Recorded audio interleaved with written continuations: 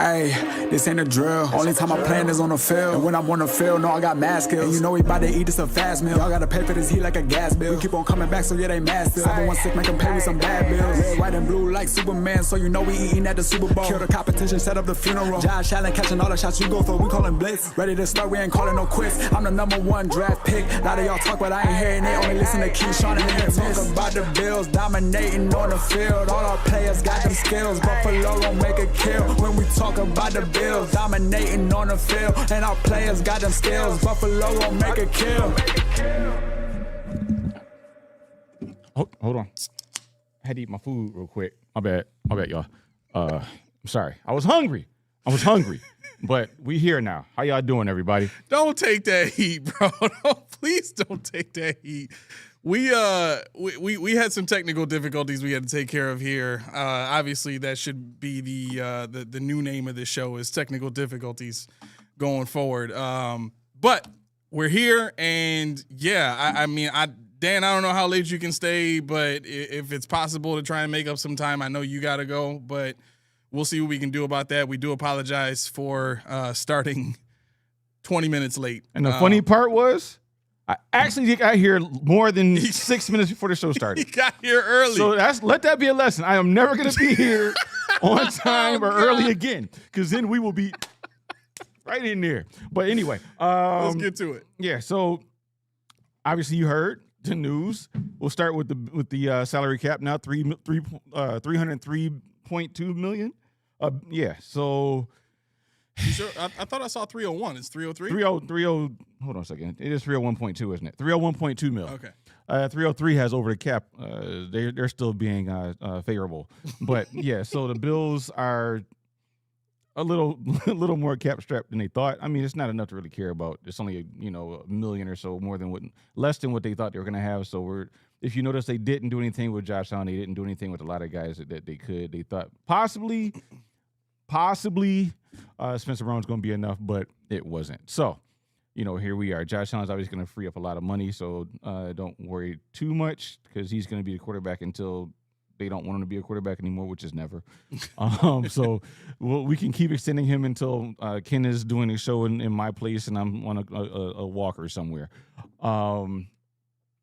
Yeah, the big baller hoodie on. Yeah, he wasn't even born when his team left Buffalo. But yeah, and going on with that $301.2 million salary cap, we re-signed Sam Franklin Jr. to a 3-year, $7.5 million contract. Yes. We re-signed a depth 30-year-old safety who had 13 tackles on special teams last year to a 3-year, $7.5 million contract. So that happened today. That did happen. What you got on? You got any thoughts on that? On re-signing Sam Franklin? Salary cap for Sam Franklin, whatever you got. No. No. I mean, knowing what the number now is great. Actually, I want to pull up. Let me see. Where is my?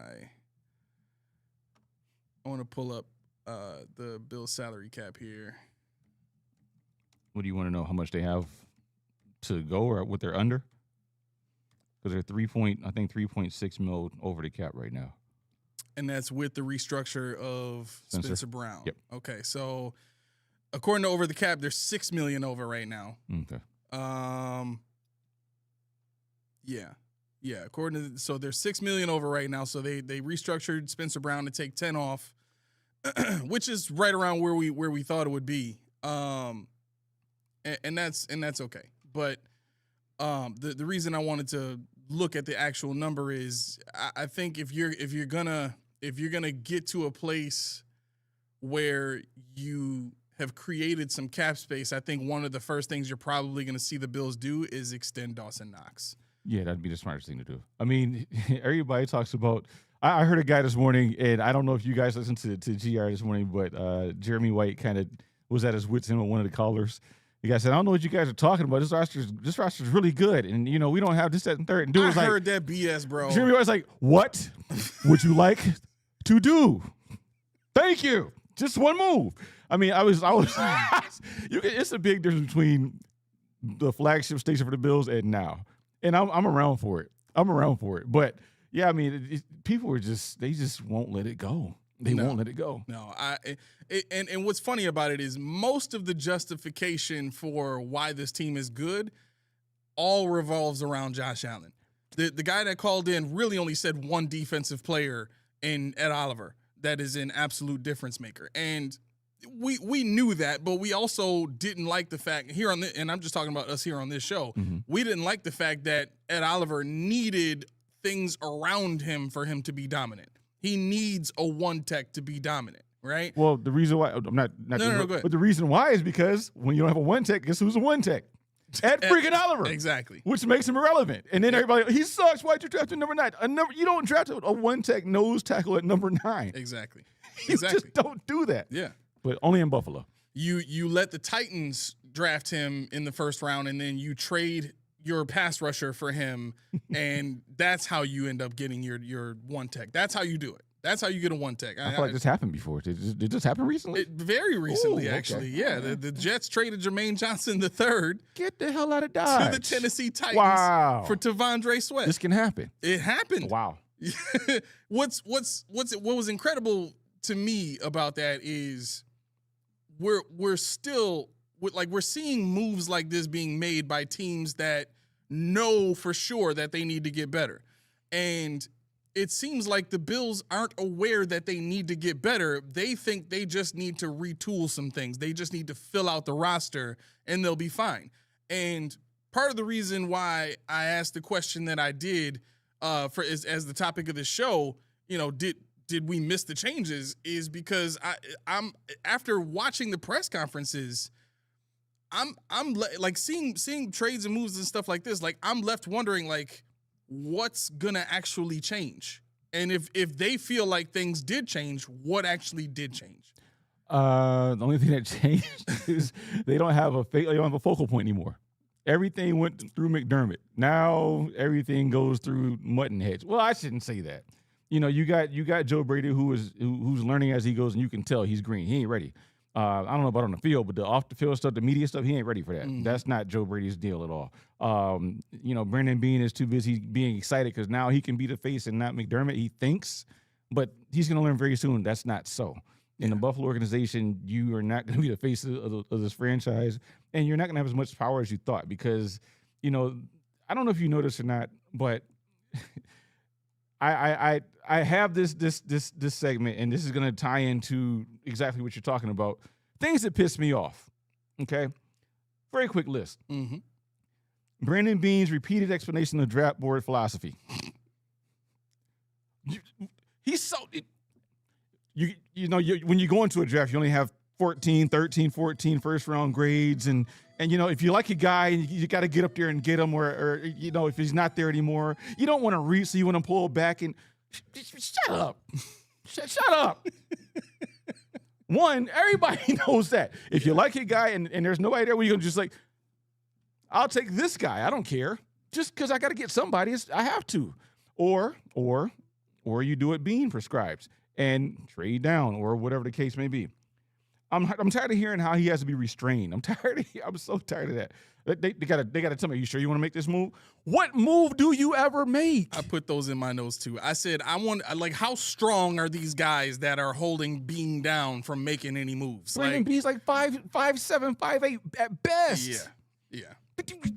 They ask, are you okay? You sure you want to do that? So did they hold you down when you traded up 23 slots for TJ Sanders? Not at all. Did they hold you down when you traded up for Kyer Elam, which everybody knew was a project? Did they hold you down when? I mean, come on, the list goes on and on and on. But go ahead. What's really funny about that? Like I chuckle thinking about it. Is every move after Josh Allen that Beane has ever moved up to take, really, it hasn't worked out. And and you can include Kincaid in that because he's hurt all the damn time. All the time.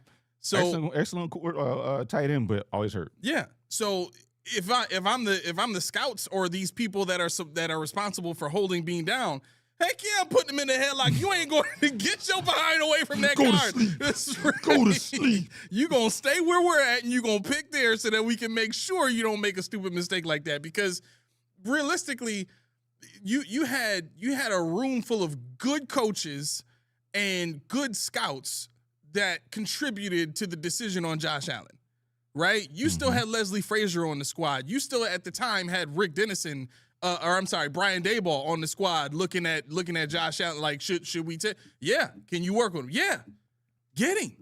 You know what I'm saying? So all this stuff is done before we draft Josh Allen.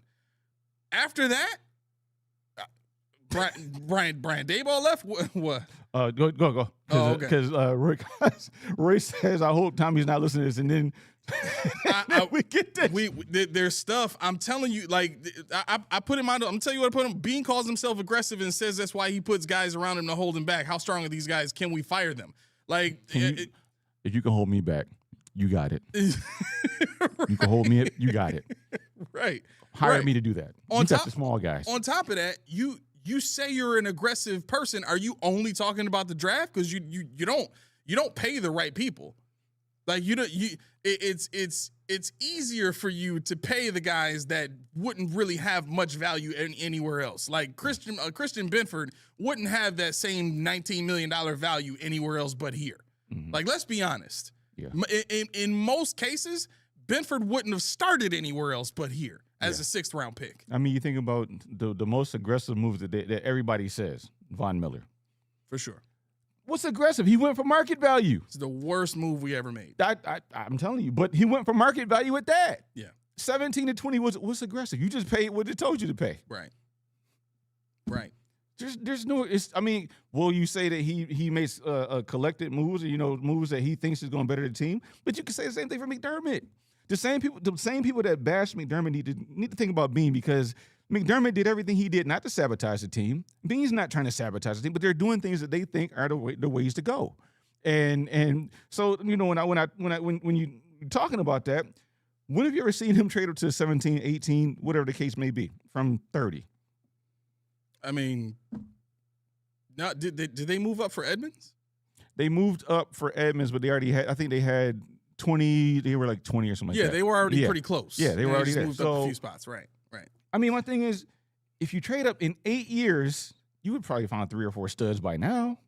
Right.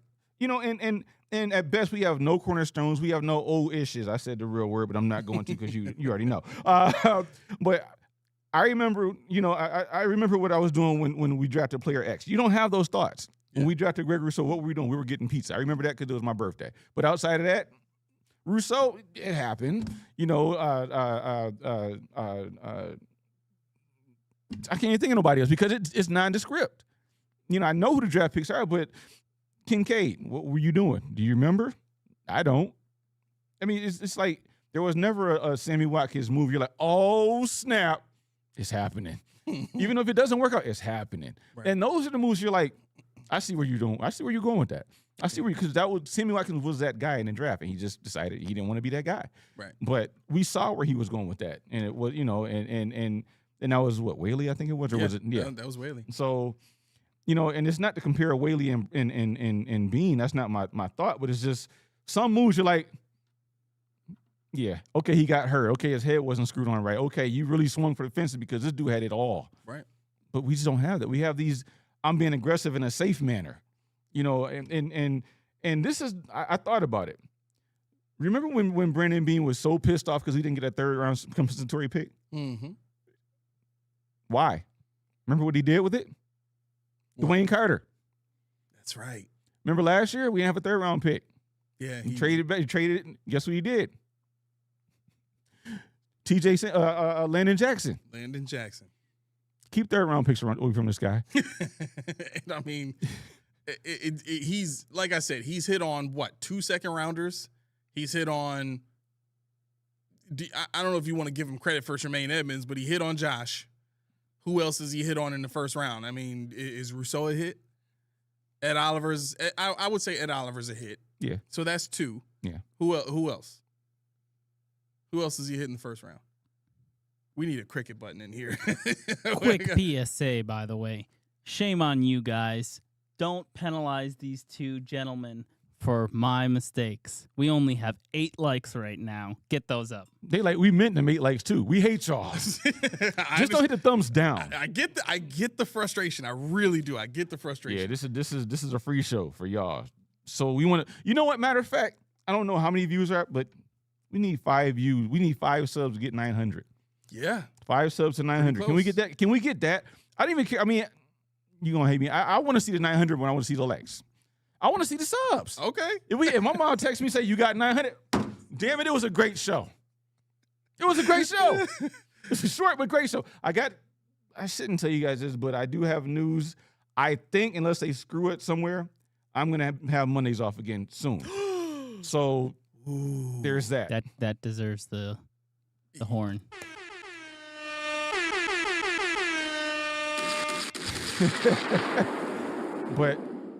But yeah, I mean, when I thought about this, I sat there and I said, you know what? How would I have done this? What would I have done? Because in going on with thinking about the process of hitting on one pick, getting 3 or 4 studs in the last 8 years, which we'd be like, that's a success. Why don't you package your first and a third or a fourth and one of the later round draft picks for a move up in the first round? And then what you do is you would trade like a Keon Coleman or you trade like a Taylor Rapp for a 6th round, 7th round later on, because you really need to hit on the first 3 rounds anyway. Mm-hmm. The rest of it is just like depth. The rest of it is like, I'm going to try, and that brings your cap down because you're not paying for all these overpriced guys because you're deficient elsewhere. And you're also filling out your roster cheaply for the future and rinse and repeat on the back end. They're not doing enough front loading. They're doing a lot of back loading, a lot of special teams guys, a lot of guys that fit in, a lot of guys that can fill in if your starter goes down, but your starter is really a backup in instance anyway. So, I mean, it's not an indictment. My aim is not an indictment on Beane per se, because when I sit back and I look at it, we hoisted him up too high too fast. Yeah, he's learning. He's still learning. The GR thing for me escalated this thing because when you make a statement like that, when you call a show like that and you're not listening to a whole show, I'm like, oh, you must have it all figured out. Show it to me. Right. That was my grievance with Beane. It's not that he just is an utter disgrace. We'll see, but that's not what it is. It's really that you were cocky enough to let me know that you were a finished product at that point. Thank you. And that was the part that really soured me on Brandon Beane is up till that point. He was free and clear, just laying low in the background and letting McDermott take all the heat for everything. Yep. Because that's the way it was going. It was. Nobody thought about the draft picks at all until he said that. Right. And then it became, oh, you think you hot-ish. Yeah, you think you him. Right. Okay, well, let's really take a look at your resume, right? Mm-hmm. And what's funny about that is if you hear him talk about Jim Leonard, he referenced Jim Leonard as a very intelligent guy, a guy that's smarter than him.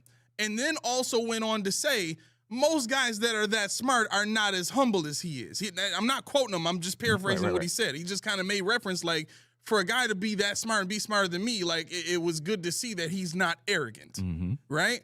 And for Brandon Beane to be the one saying that, it's like, dude, you didn't even apologize to the radio show host the next time you went on their show. Right, you just kind of skirted it off. Like, oh, are we good now? Are we good now? Right. Like, what? They cleaned it up for you. Right. Yeah. Right. So for me, looking at Brandon Beane's approach to his own performance and then using that to kind of make himself look humble and then also qualify his stance on Jim Leonard by saying Jim Leonard is humble and not arrogant, as if to say, there would be a problem if he was. Like, how you gonna have a problem with it? Yeah, you the president of football operations, but your head coach hired him. Mm-hmm. So you can't come out and say nothing bad about that guy. Otherwise, you look stupid. Very stupid. You hired the guy that hired the arrogant guy. So what you gonna say? You know what I'm saying? Yep. So here's the other part of this. Did you hear Sean Payton talk at the combine? Hear him actually talk or hear to talk about Sean Payton glazing? We'll get to that later. Okay. Go ahead. Did you hear Sean Payton talking about Joe Brady? Yes. Did you hear the part when he said Joe Brady is still a kid? As soon as I heard that, I'm like, how is he gonna lead men? here, like Sean Payton is one of those dudes as a head coach in the NFL. If he's looking at Joe Brady, he's still a kid. That is not a compliment. No. Like it's not it's one of those underhanded digs. You know what I'm saying? Where like I don't mean to hurt you by saying it, Right. but that's the reality of it. It might not sound good, but that's what it is. No, I'm keeping it real with y'all. Yeah, that's what it is. I mean, it really is. I mean, it was ugly. It was ugly. The whole makeup is ugly. You know, he gave him credit, but at the same time, you got this side giving Sean Payton Jesus status. You know, everything. I'm from the Sean Payton tree. Dude, why you mention Matt Rule? Why you mention Ed Orgeron? Why you mention Sean McDermott? Oh, because in LSU you had guys you were a made man because you had guys you couldn't screw up. I couldn't screw that up. Yeah. Joe Brady, throw it, fire. One of them are down there. Do it. You know, in Carolina, you got fired for what? Because you didn't know how to run. In Buffalo, you had what? No run game without Cromer. Cromer's not here anymore. This new guy better figure it out real fast. You know, if I don't know if Carmichael can do it, but he can't. Brady is not he cannot design a run game. And I he needs to show it to me, you know, and you know, we got him on McAfee and no, get your butt in the lab. The man just called you a kid. Figure this out, you know. Because did you hear on McAfee when they were talking about? I think they said they had Mike McDaniel on the show and he had like $3,500 shoes and yeah. Did you see what Brady has sweatpants that don't even touch his sneakers? Yeah, ankles all out. By the way. What's the deal with the ankles being out? I don't know. It just sounded good at the time. But ankles just naked. Ankles just butt naked. Cheeks is out. Your ankle cheeks is out. Ankle cheeks is all out. Oh, J. Ham said, yeah, them Amish girls are they like, ooh. Really sweating from that one. Ooh. I see some shoelace. So J. Ham said Carmichael said he's not doing a run game. So what is he doing? Anyway, yeah. He okay. So let's clear that up. Carmichael is only the offensive coordinator in name, right? In title only. Right. His job is to oversee the offense for Joe Brady. Yep. Joe Brady is still calling the plays. Mm-hmm. It's still Joe Brady's system, and Carmichael is going to help Brady design that around the players that they have. Right. But Carmichael's only role is to take what's in Joe Brady's mind and implement it on with the offensive coaching staff and the players while Joe Brady is handling head coaching duties, right?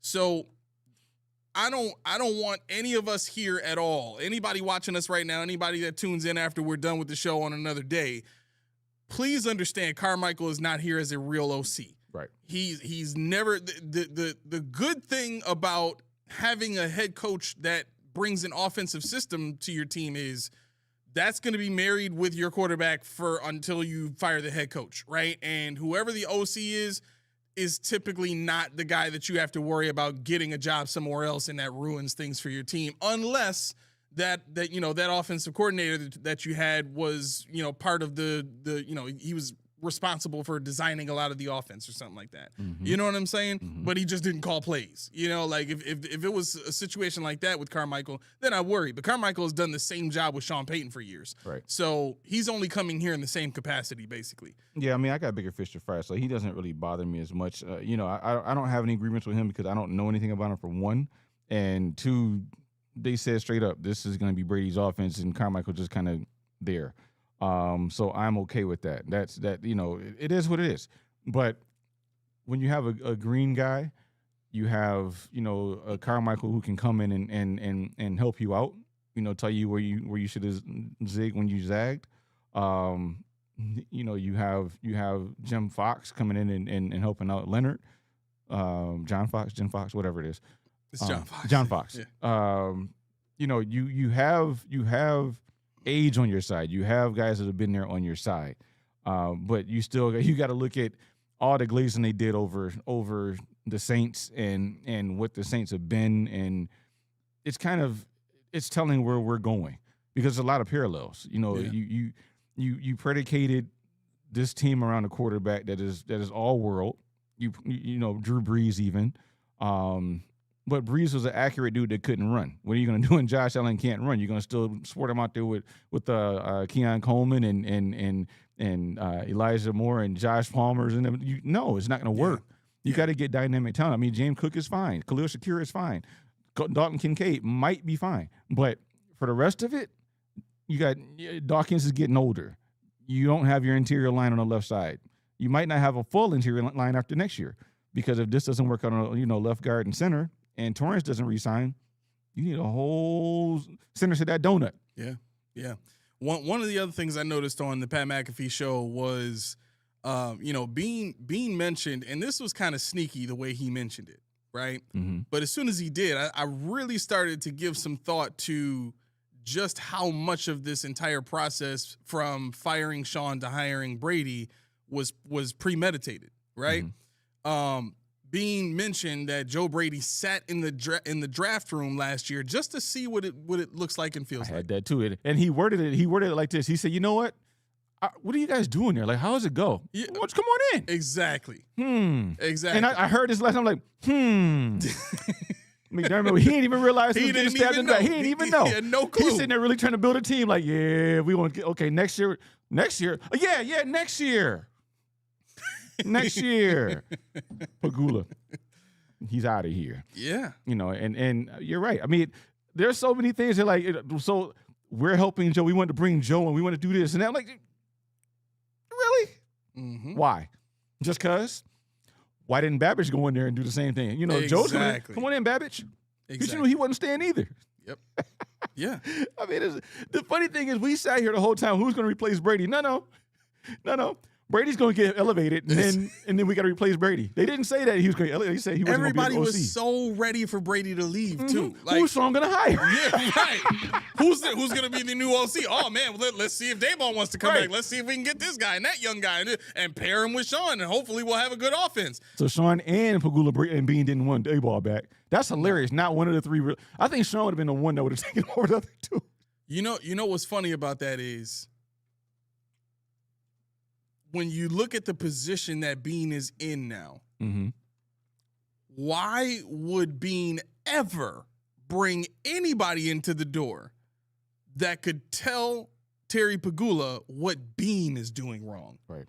Why in the world would Brandon Beane having performed the most snakiest of snake moves, like he is Team Cobra all the way.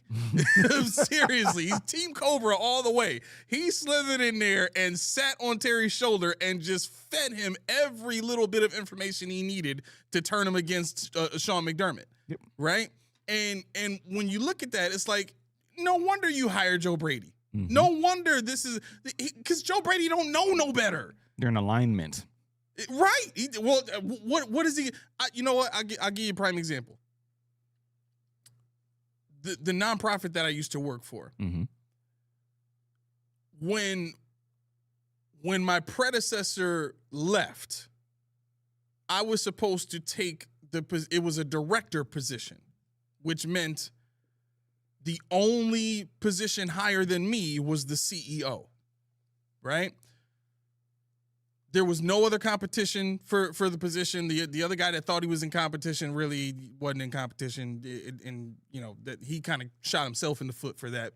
But when I interviewed for the position, they took me through the whole rigmarole. I answered all the questions. I had a great time, talked, and kept it real and all that kind of stuff. Mm-hmm. When they offered me the position, they told me, this thing is knocked down to a manager's position now, which is a step down from a director's position.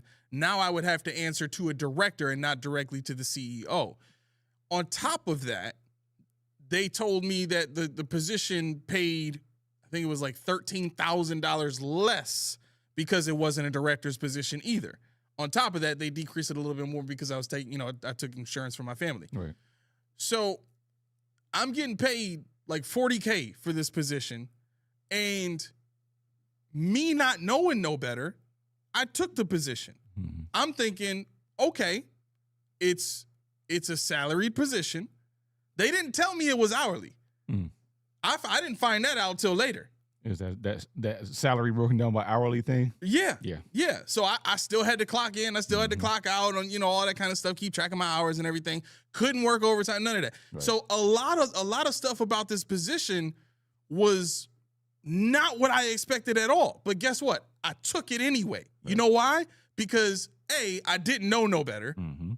You know what I'm saying? I didn't know all the trouble that I would be facing by having to, do the job that I was doing and, still clock in and, still you can only work 40 hours a week when the job necessitated me basically working whenever a phone call was needed. Right. You know what I'm saying? So I worked a lot of hours I didn't get paid for, basically. And all of that was still kind of fine because in my mind, I'm working my way up in the field. And I think that's where Joe Brady is. Mm-hmm. Joe Brady didn't care that he wasn't ready to take a head coaching position with Josh Allen as your quarterback. Like, he needed to go the Kellen Moore road where you go to a bad team and you learn to develop a bad team, because not only does that really show your chops, but it helps you mature with the team. Mm-hmm. I can't think of a first-year head coach coming into a team that was just in the AFC Championship 2 years prior as the new head coach. I can't think of one. Right.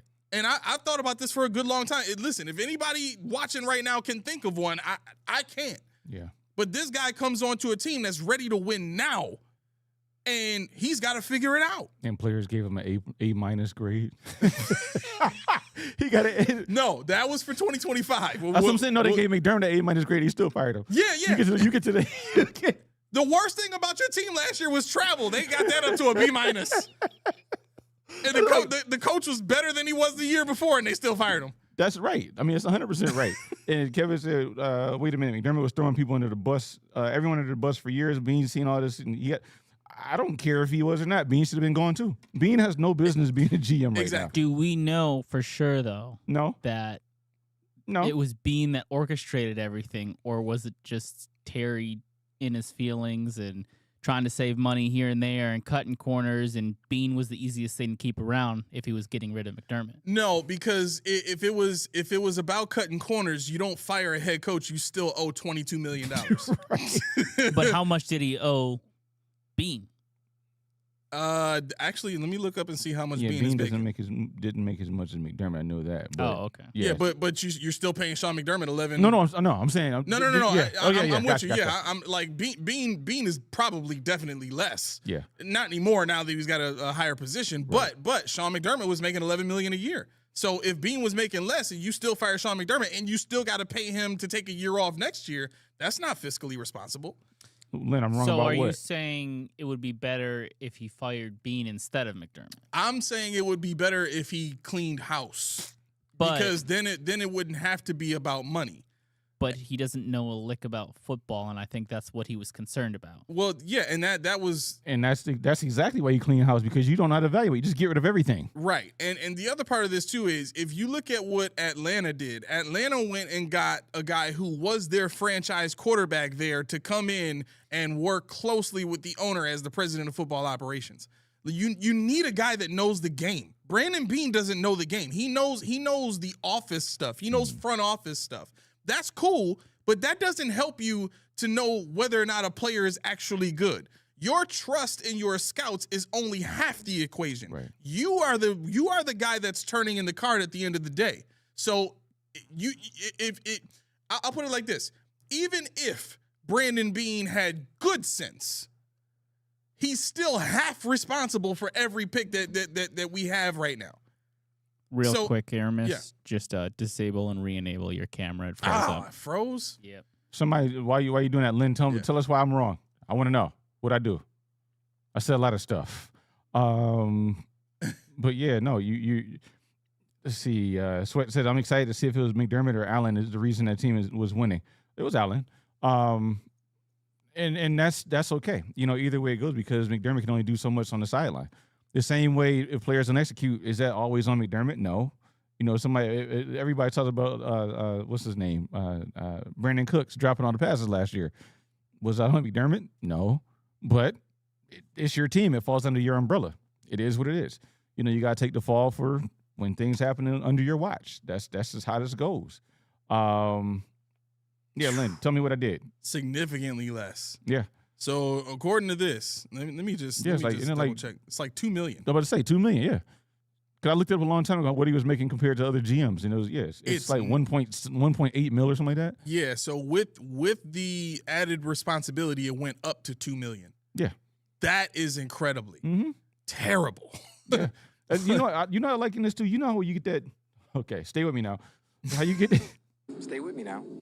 You get that loaf of bread, and you're 40 years old. What's this green stuff on this left corner here? Stay with me now. Now, I wasn't brought up with a lot of money. Stay with me now. So what do you do with that bread with that little bit of corner green stuff? Stay with me now. You cut it off. Stay with me now. But you got to know what you're working with. Stay with me now. If you don't know what you're working with, what do you do? Stay with me now. You toss the whole thing in the garbage. Stay with me now. Ooh. We decided we're going to cut some of the top left where the white piece of bread still is. Stay with me now. Because you see the green coming over, but I don't know how much time I got. Let me just toss everything out. Stay with me now. But Gula's like, you know what? Let it ride. Let it ride. Yeah. Yeah. And was McDermott supposed to be kept? No, that's fine. Was Beane supposed to be kept? Sure. As a president of football operations, I'm cool with that. Give me a GM and get me a head coach. Right. I'm tired of this 2-man tag team BS that we see everywhere. I don't see Brady by himself as often as I want to. With the draft with this going on, yeah, you do, but they're always together. Like I told you last show, that picture pisses me off. I hate it. I hate it. But the reason why I hate it is because it signifies the lockstep. It signifies the alignment. It signifies we're buddies. We're friends. Yeah. Now that McDermott's gone, we can do whatever we want. Yeah. And the thing is, this team hasn't won a championship. If the team won a championship, now you have time to party. Now you have time to have fun. Now you have time to do things a little looser. But we're still got a goal here. We're still trying to get to the promised land. And 2 of the 3 guys that we kept falling short under are still here. And the one guy that nobody liked is gone. And now everybody like, yes, I feel good about my life because they can still hear me, right? Yeah, they can still hear you. I feel good about my life because guess what? We are friends. We're a family. Like a giant tree. That's what they feel. That's what they feel. And until people get serious about this thing, until people, really understand that people really understand that, we got work to do. Mm-hmm. And they understand that the job's not done, as Kobe said. Job ain't finished.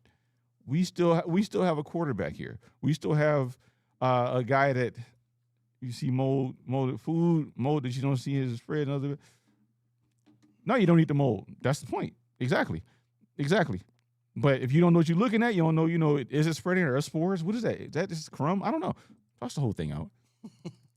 And that's the thing, when you Slim Nate, yeah, the Step Brothers, exactly right. But what did Walter say? I can't even put the thing on. Okay, I just want to do this real fast here to see what Walter said. It scrolled. Walter said the level of assumptions being made with the clean house approach is insane. You're assuming that the new front office values the same things as we do as fans. Huh? I don't know, but wait. We got to unpack that. So what is it? The level of assumptions being made with the clean house approach is insane. You're assuming that new front office values the same things as we do as fans. Nah, I know they don't. I know they don't value the same things we do. Right. I think our assumption is based on the position that the front office doesn't care what we think, literally at all, right? Because if you as an owner truly understand the heart of your fan base and you truly understand the value of saying we want to win now, we want to win a Super Bowl, blah, blah, blah, you don't let your president of football operations / GM hire a first-year head coach. I don't care how good the atmosphere is when he's in the room. You find a way to keep him as OC if that's the case. I could see a scenario like if you had like Drake May, a second-year guy that's still getting better. Yes. But you got 30-year-old dudes like that's a problem. That's a problem. Big problem. Your head coach is basically the same age as your quarterback. Yeah. Yep. Like, that is not okay. And I'm not saying that, you know, the age has to matter. If he was a 30-year-old Sean McVay who, you know, came in and was like a hot shot, like he came in and knew what the heck he was doing day one, because he went 12-5 his first season. So he knew what he was doing, right? But even in that situation, when he came in, what was the situation? They had no quarterback. Right. They drafted one once they got him, right? Sean McDermott, first-year head coach. They drafted a guy. Like, that's what you do. And wait, Sean McVay didn't draft a guy. He inherited Goff. Okay. All right. So I thought Jared Goff was drafted after Sean McVay. No, that was Jeff Fisher days. Oh, that was a disaster. Okay. Well, that fits what Keyshawn said. Yeah. That fits what Key said in terms of you got a, you know, first or second year quarterback that it's okay to bring in a first year head coach. Yeah. But with Sean McDermott, for sure, we had Tyrod Taylor when we were here. He drafted Josh Allen to give to Sean McDermott to have success with. So my point is, everything that we've seen the front office do from the time they fired Sean McDermott, which is what we all collectively wanted after seeing what happened this season, is okay. Like, that part is okay, because we needed to change. We needed to get better at that position, whether it was atmospheric, whether it was performance-based, whatever the reason was, we needed to create change. What we're saying here in disagreement with what was done after the Sean McDermott firing was this mindset that, hey, listen, everything else except Sean McDermott was fine. So we don't really need to change very much, right? And when you hear Brandon Beane talking, he says things that on the Pat McAfee show like positionless players. Can I? Please, by all means, because I knew that was going to be another thing on your list. I know people are flaming us in the comments right now. That's fine. We'll probably get to that. I'm trying to. Okay, this is full disclosure before I go any further. We have a new system, so it was brought to my attention by your dearest son. Did you see my comment on the last show? I'm like, no. He's like, huh.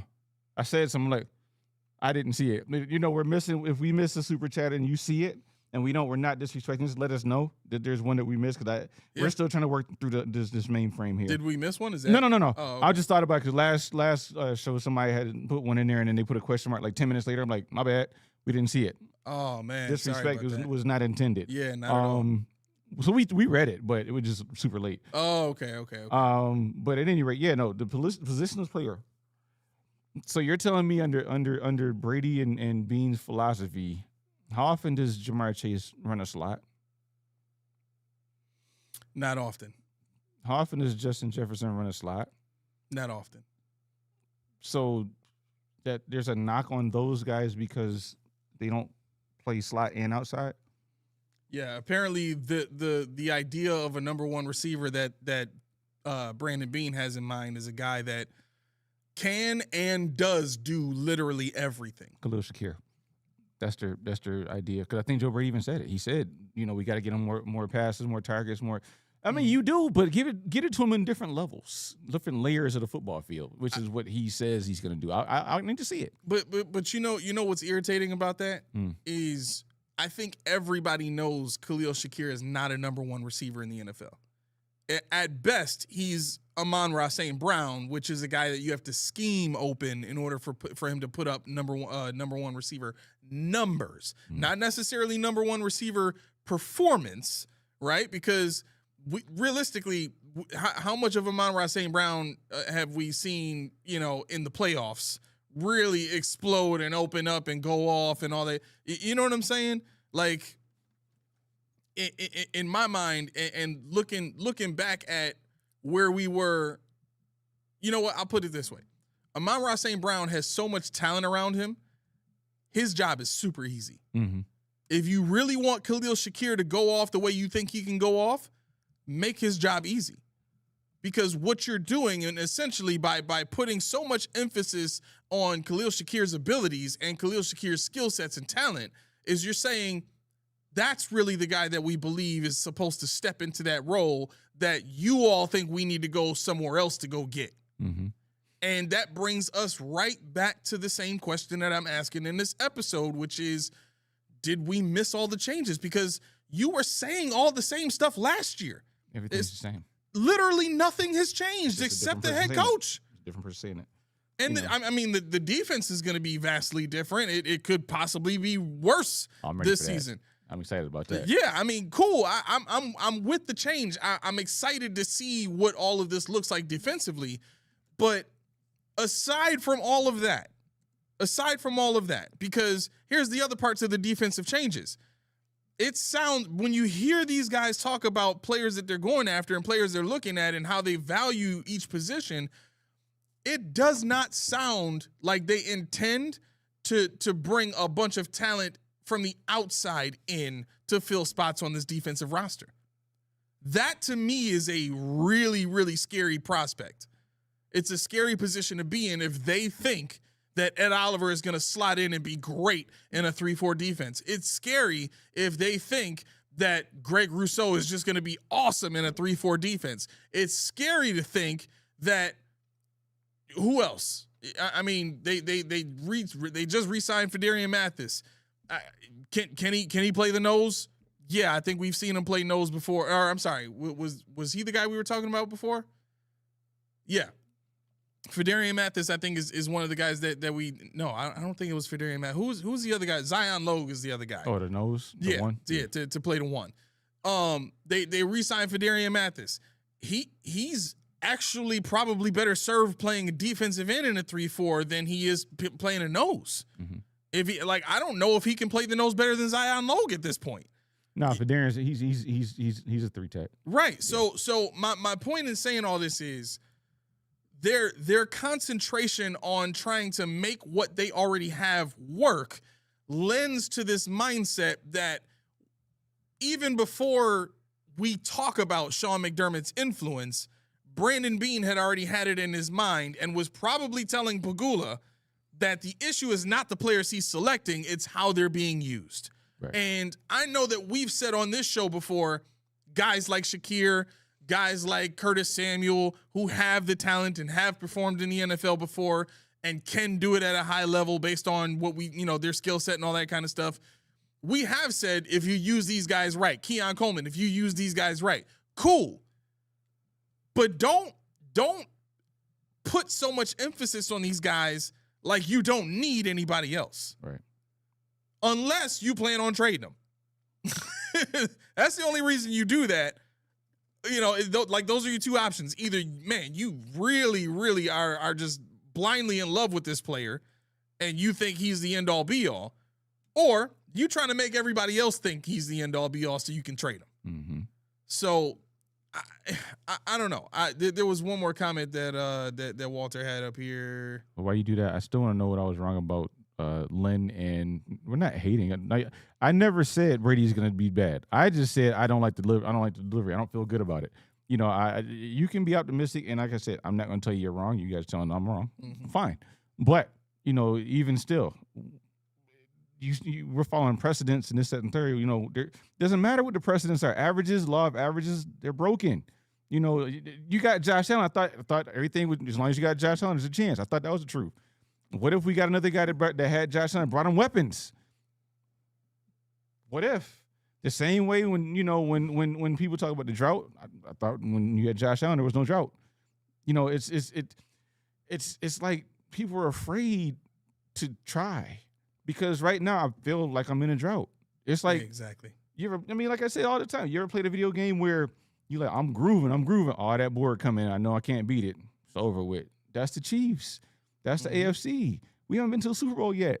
We've had better teams than this. You can quote scoring points per game. You can quote defensive position. You can quote whatever you want. But the fact of the matter is we still have not made to the championship. Our quarterback is 30 years old in what, a couple months? Mm-hmm. And, somebody on the radio said, you guys, we got to hustle up because we only have him in his prime for 7 more years. 7 more years? I mean, we saw Ben Roethlisberger, and people don't realize, and I feel like Chris Broussard. Ben Roethlisberger in college was more athletic than Josh Allen. He played wide receiver, tight end, gunner, quarterback, some running back. He was more athletic. And then you see what happens as he got stagnant and he got older and time caught up with him. He couldn't move. He was still big, He could throw a little bit, Mm-hmm. but you had to start surrounding him with weapons. When are we going to start doing that? Why are you waiting for him to get to be the age where, where he's 38, 39 years old in order to do these things? Right. Why is it that Beane can't do these things? I mean, the same people that are flaming us right now are the same people that said, get the man some weapons. That's all we're saying. We want somebody that we know will get the man some weapons. We need a fresh thought, a fresh start, because I'm tired of talking about McDermott. I'm tired of talking about Beane, and we don't know which one did what. It's dumb. Here's a prime example of that. And I know Del Reed. I've met Del Reed. I like Del Reed. But he posted on Twitter. He said, and this was 3 days ago, he said, probably shouldn't be sharing this, but I'm going to break the news here anyway, hearing from people that I trust that water is wet. And this is in regard to a post by NFL Rumors that the Buffalo Bills have trade interest in Max Crosby. How does that player fit in this defense? He doesn't. Your coaching staff says you're going 3-4. You have an outside linebackers coach. You have an inside linebackers coach. You don't do that unless your base front is going to be odd. You just don't. We're going to be multiple. Yeah, most 3-4 defenses go multiple, but there's still a base 3-4 front. Right. Most defense they can go 4-man front and play nickel. They can do that. That's what multiple is. Right. But your base formation is your base formation. You cannot hide it when you hire an outside and inside linebacker coach. Right. You can't. So for them to have it in their minds, yeah, I know we said we're going to be multiple. Man, if we can get Max Crosby in here to run a two stance and be an outside an edge rusher, take him away from what earned him all the money. Right. Yeah. You're going to put him in a position to do something he doesn't normally do. I'm reiterating what you're saying, but on top of that, you're going to do it while paying him enormous amounts of money that we don't have. Ruin your whole entire cap situation. It's going to be Von Miller all over again. The only difference is this guy is younger, but Von Miller is supposed to be a 3-4 outside linebacker, not a defensive end. You brought him in to be a $100 million defensive end. He gave you solid production the first 6 games, got hurt. I mean, actually, I think it was longer than that, but 8 games or something like that. Yeah, it was like 8 to 10 games, somewhere around there. But all of that goes onto the lap of Brandon Beane, because reports like this don't come out of nowhere. People are hearing that you're really, really interested in Max Crosby. This kind of stuff is going to leak out. That's how it happens. Yeah. If you're smart as a GM and you know what your defense is going to be, you don't even entertain this. Right. Like, why? Well, the coach you hired says you got to go in a different direction. The coaches he hired says you got to go in a different direction. And that's the guy that your head coach hired. So it's not even like, you know what, let me correct my mistake and sweep this guy up under the rug, or walk into his office and tell him, hey, I'm drafting this guy. You're going to play a 4-3 now. Right. Like, right. How can you think that this front office is cool and okay when they're doing stuff like this? That's what gets me. Like I said, I'd never said they're gonna flame out. So in what, 8 months when actually no, this is a new year. In 11 months when we're 13-4, I told you guys I told you what is this? On February 27, 2026, I told you got Josh, you got a chance. Exactly. You got a guaranteed playoff spot when you got Josh Allen on your team. And I said it. Right. I said it. So, I mean, I honestly believe it. And whether or not the Patriots win the division again or not, the Bills are going to be good enough to get in again. But what do you do when you get in again? That's when you get to that level of the game that you can't beat. You go get let's watch this. Dan, you know what a game genie is? What is it? A game genie. It was basically a game genie was a little apparatus you put on the game, the cartridge, and you plug it into your Nintendo or Sega, and it had like it was like a coding thing. No. And it came with a book. You put cheat codes in, basically. So it came with a book. You could do infinite live. You could do whatever the case may be. See, by the time I was growing up, we had the actual cheat code game discs that you would put in before the game. Yeah, the PlayStation. Well, oh man, but no, I mean that's the thing. Like, as as objective as I try to be, I do get emotional. And what I'm seeing, what I'm hearing is not what I envisioned when I said, okay, McDermott's gone. We were talking about Kubiak. We were talking about the guy from Jacksonville. We were talking about Dayball. Mm-hmm. But we said they're going to hire Joe Brady. We're going to hire Joe Brady, the guy that even the most staunch of the Bill fans said, I don't know about that offense. Take Josh out, what happens? We had to get Brandon Cooks. We got a GM that's calling the GR, patting himself on the back because you drafted Keon Coleman. What do? We got Josh Palmer. We got Curtis Samuel on the team who's still on the payroll. He's 3 years and hasn't done a lick of anything. Why should I just be like, oh, you know what? Yeah. No, I got to see it. And I said this in the Discord. I said this in private. I said this to Tommy. Tommy will tell you, I don't hate Beane. Yeah. I don't hate Brady, but I need to see it. I'm tired of hearing about the philosophical side. I want to see what they do in the draft. I don't want to assume this because you guys assume that we assume they're going to fail. You assume they're going to be successful. Mm-hmm. Let's meet in the middle here. Let's be average. Let's be objective. They could be good. They could be bad. Like somebody just said, we don't know. We got to wait till training camp. We got to wait till after the draft, which we are prepared to do. But what we're doing on this show is telling you how we feel about what we've seen so far. Otherwise, everybody that was mad at us for starting 15 minutes late, what were you mad about? We got nothing else to talk about. Right, ain't no draft. Ain't nothing going on. What else you want to talk about? So we're gonna keep the actual facts about the team we love. Yeah.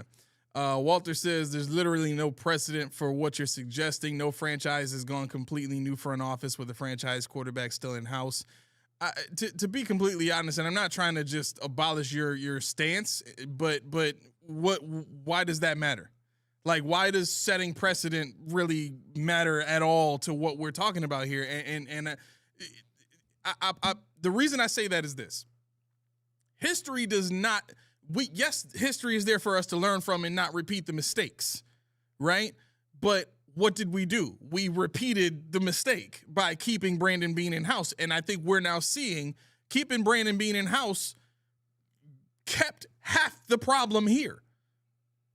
And all it did is empower a person that was half the problem to now be the entire problem, right? Joe Brady doesn't get hired here if Brandon Beane is not the GM. No. If Doug Whaley was here or who, like, name another GM that's tenured in the NFL for as long as Brandon Beane has been a GM. They are not putting a first-year head coach with Josh Allen. They're not doing it. Mm-mm. Name any other savvy owner in the NFL. They are not empowering Brandon Beane with the track record he has of draft picks. They're not empowering that guy to be the president of football operations. All right. Yeah.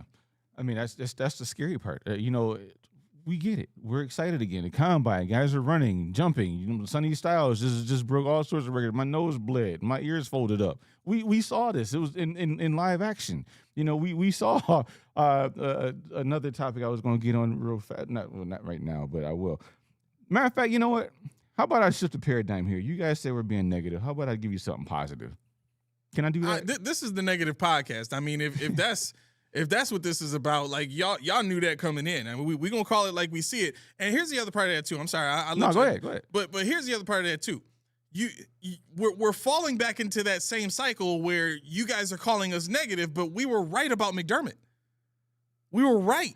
All of the issues that we said were McDermott issues ended up coming out to be what? McDermott issues. Mm-hmm. Now, what we didn't talk about until probably last year was all of the Brandon Beane issues, right? And even to the end, and even to, like a month ago, it was still unclear how much influence Brandon Beane had and how much influence Sean McDermott had on, roster and all that kind of stuff. Then we find out Sean McDermott was in charge of the 53. That brings some clarity to the situation because Brandon Beane can draft whoever he wants. That doesn't mean they have to make the 53.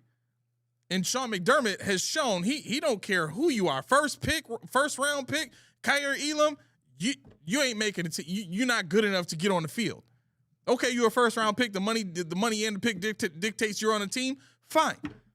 I'll keep you on the team, but see if you get on that field. Try and take one step, I'm going to chop your legs off, right? And so for me, it's kind of weird seeing everybody call us negative and saying that we're because my bad. No, you're good. I'm using the wrong mouse here. In my world. Lynn was saying something. Beane is trying to add that right there. No. Okay. No. It was yeah, here it is. It says, but it's like you're unwilling to accept the change that's happening. Yes, it could be bad, but it might be the real deal. I just said that. I'm not signing up for maybes. I know. I just said the exact thing. I just don't want to do maybes. I want concrete. That's why I said I'm not going to be negative. I'm not going to say it's going to be a tire fire, but I'm not going to say this is going to be the savior. Right. And I think where that leaves us is what we're saying is probably making you feel like there's no hope. That's not what we're saying. What we're saying is the likelihood of this going bad is higher than the likelihood of this going good. That's based off of the history that Walter is saying we're ignoring. you understand what I'm saying? Like to reach this place where you and I have done all this research, we've been right about Sean McDermott, we've been right about a lot of things on this show. And we don't, like we only kind of bring that stuff up to kind of prove and show that we know what we're talking about, but we don't walk around tooting that. Like when Sean McDermott got fired, like I didn't take a victory lap. I told you, all this. We found out Sean McDermott was in control of the 53. I was telling people for a long period of time that Sean McDermott is in control of this roster. WGR talked to Jim Monis today, and I had been telling people for years that Sean McDermott is affecting the offense. And what is Jim Monis going to say? Yeah, most head coaches do that. Right. They're in game plans. They're in there. When Sean McDermott is in that offensive meeting, he's looking at what's going to benefit his defense. That's why you run the ball more. That's why you do all the stuff, the short passing and holding onto the ball. He's trying to protect his defense. It wasn't about, I don't want the offense to be electric. Of course he wants that, which is why he always said it. I believe that. Yeah. But he always knew these players that I'm getting from Brandon Beane are only getting me so far. So I have to protect these guys with the offense. Mm-hmm. Yep. That's where we ended up. Yeah. But who was saying that from jump? It was us. Mm-hmm. So let's not pretend like we're sitting here, hypothesizing and saying everything that we're saying with no basis. Right. As if we're just trying to be negative on purpose. No, like we're calling it like we see it. That's exactly what you said. Yeah, and people are the chat going crazy right now, but I mean, it is. I'm cool with it. I'm cool with it. It is. I mean, the thing is, it is what it is because I mean, I understand, but see, this is where we always say we believe how we believe, we fan how we, whatever the word is, fan how you fan, whatever, and we respect your opinions, but. All things aside, we've seen a lot of Bills football. We watched a lot of, as you and we, not just me and you. We're talking about all of us. And you're talking about the drought. But just when McDermott was here, can't go nowhere but the playoffs. When McDermott's here with Josh Allen, but why has it changed now? Yeah, I just told you. I just laid it out for you. 13-4 again. I just laid it out for you. But what kind of players are we getting? I know Jim Leonard's going to bring the juice on defense. That's going to be different. But is the offense going to be different? What are we looking for in the offense? We're still talking about multiple positions. We're talking about positionless, amoeba, whatever you want to call it. I don't want to hear that no more. Scrape the mold off. Fresh coat of paint. Mm-hmm. It's a new day. That's when it's a new day. And for that, okay, fine. But see, you got to understand. We're trying to tell you that we believe that Beane and Brady believe in what they were talking about last year, the year before that. We believe that. We don't want to hear that no more because the same reason everybody wanted to get rid of McDermott is what you're still hearing. That's the thing. We're still talking about the same offense. So was it McDermott? We'll find out. Was it Brady? We'll find out. Brady said out of his mouth, "Oh, those screens still gonna happen," and he said it with a laugh. Oh, it's happening. So I need to see what the change is, like you said, the title of the show is, and optimistic is fine. We need you to be optimistic, but it's not like and this is weird. I'm not saying you using optimistic in that way, I roll, but we got to understand this about optimism and hope. The opposite of optimism is not less optimism. The opposite of optimism is not even realism. The opposite of optimism is purposefully being negative. Right. Purposefully refusing to accept that there are any positives. Have we said on this show at all that there are no positives? No. We haven't even come close to saying that there's nothing positive to look forward to on this team. We haven't said that at all. I got a lot. Right.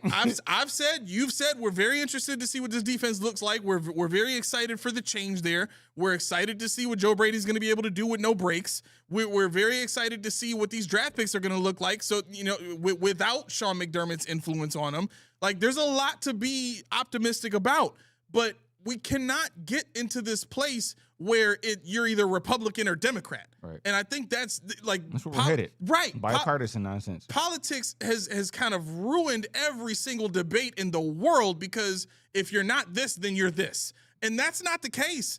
I just don't believe that everything that you believe is positive is actually positive.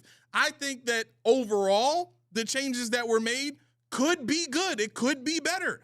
But based on what we're seeing now, I'm saying the likelihood of that, in my mind, is decreasing the more I continue to see things that relate closely to the previous regime. Right. It's just not early the same. And that's the thing. Yeah. I think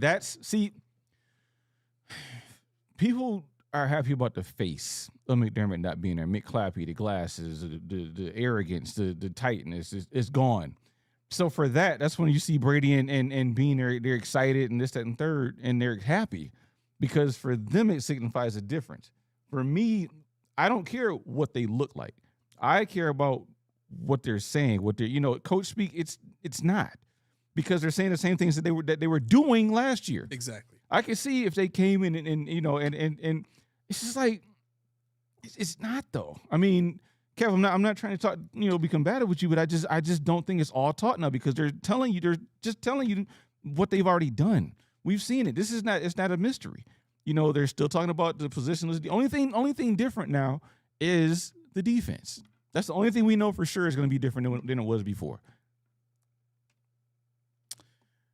If you look at just the hiring of the head coach, what's different? What's different? Sean McDermott was doing a lot of things that made him look tone deaf. And when you hire a first-year head coach and pair him with your 30-year-old franchise quarterback, you look tone deaf. Yeah. You don't look like you're like, and it's not just us. It's not just us saying this. It is national media looking at this decision and coming to the conclusion of, it was about comfort. What was the first thing that you and I said about the move? It's about comfort. We were saying that before they hired Joe Brady. We were saying on this show, go back and do the research and look for yourselves. Don't take my word for it right now. Go back and look at our previous show before Joe Brady got hired. And we were saying, if they hire Joe Brady, because at the time we were hearing he's a strong candidate, if they hire Joe Brady, it's because of the comfort level of the owner and the GM. And the GM wanting to have a guy in there that he could control.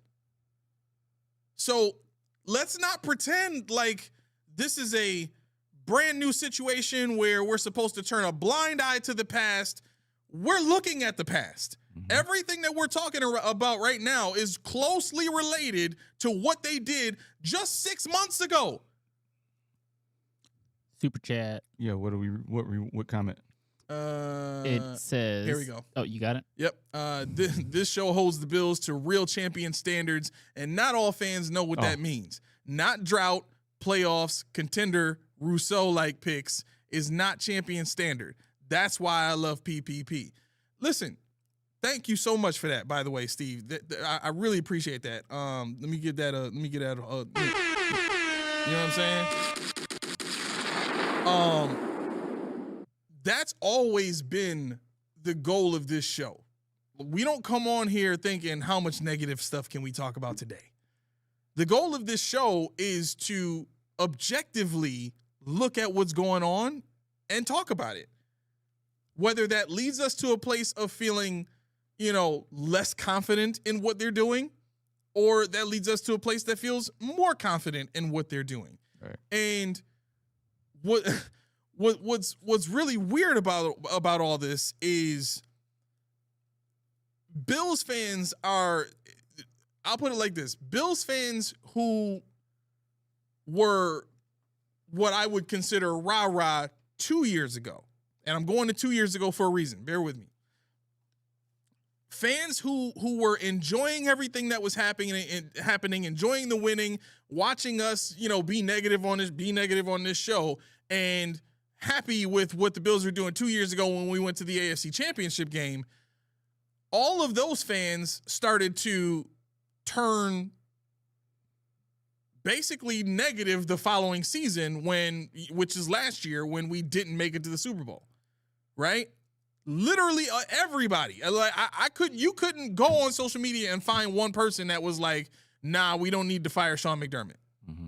Everybody that had a voice was saying it's time for a change. National media had been saying it's time for a change for 3 years, about as long as we've been saying it. First Things First is one of the first national shows that I saw that was thinking like, man, if you don't make the Super Bowl this year, he might be on the hot seat. What does that mean? That means you on your way, son. Mm-hmm. You going to the upper room. You know what I'm saying? So for us to be where we are in terms of the purpose of our show, and what is this? Even with the poor performance of the offense last season, Buffalo still scored a bunch of points. And it's always go ahead. It's always been the complete inability to stop anyone. So why is everyone terrified of the offense? Who's terrified of the offense? I just said as long as you have Josh Allen, you're going to go to the playoffs. Yeah. But no, I mean, the thing is, the defense was not the worst defense in the league. The defense gave up, 21-point-something points a game during the regular season last year. So it wasn't under 20 points. It just happened at the wrong time where people, you got people on the radio just today. They said the ball was in Josh's hands, the last 3 years, whatever the case may be, and they couldn't win it. So teams score. They just do. And I'm not blaming Josh. They just score. It's just unfortunate that we can't at times. Josh Allen offenses, go back and look at the stats. Josh Allen offenses have consistently been top 5 in the league in points in general. Mm-hmm. Like, this whole points thing is nothing but spin by the team. Right. I get that points are how you win games. And I also understand the point that Tori's saying Brady is the least of the problem. The real problem is gone. The defensive head coach who couldn't stop a nosebleed in the playoffs. Okay, let me ask you this. The defense that Sean McDermott had in Carolina in 2015, was it not widely regarded as the number one defense that season? Mm-hmm. It was regarded as the number one defense that season. Wait, they might have been number 2 behind Denver. In points? Defensively? Are you talking about points wise, or are you talking about number 2? I think in points allowed. Okay. I think in points allowed, because I know Denver had a really good defense that year too. I'll take a peek. Okay, thank you. But my point is this: when Sean McDermott had elite players on his defense, he performed. He could get the job done. The Bills had the number 1 overall defense in 2021 in the 13 seconds game, and happened to lose to quite possibly the best offense the NFL has seen in a very long time. So in that particular instance, Sean McDermott was the problem. I get it. But his defensive players were good. We had the best safety tandem in the league for a while. And here, so let me get to the point with all this. You're being hypocritical if you're saying that Sean McDermott was the problem and we no longer have a problem here. But at the same time, you are expecting better wide receivers. You're expecting blue chip players, better this, better that. Like, so was Sean McDermott. Sean McDermott was expecting all that stuff too, and Brandon Beane didn't give it to him. Right. So for you to say we're being negative on all this, Like, what actually changed? That's why I'm asking the question. This is just a conversation for us to have. Yeah. You don't have to agree with us. No, I mean, okay, so here you got, all right, so we're looking at 2018, we were number 2. I'm sorry, no, 2019, we were number 2 in points against. 2021, we were number 1. 2022, we were number 6. 2023, we were number 4. And then 24, 11, 25, 12. I mean, those are regular season numbers, obviously, right? But when we get to the playoffs, there's the whole stigma of, you give it up 30 points a game and you tighten up and all that kind of stuff. And realistically, we know Sean McDermott was fired because of the atmosphere, right? Big time games in the playoffs, he tightened up. That affected that affected the team, and they tightened up and all that kind of stuff. We know that's a real thing. We've already talked to NFL players that have told us that's a very real thing. So that's really what you were trying to remove from the team, was the team getting tight. Slim Nady, regular season decence. What is decence? It's decence. It's defense. I'm joking. Go ahead. Regular season defense does not matter. Okay.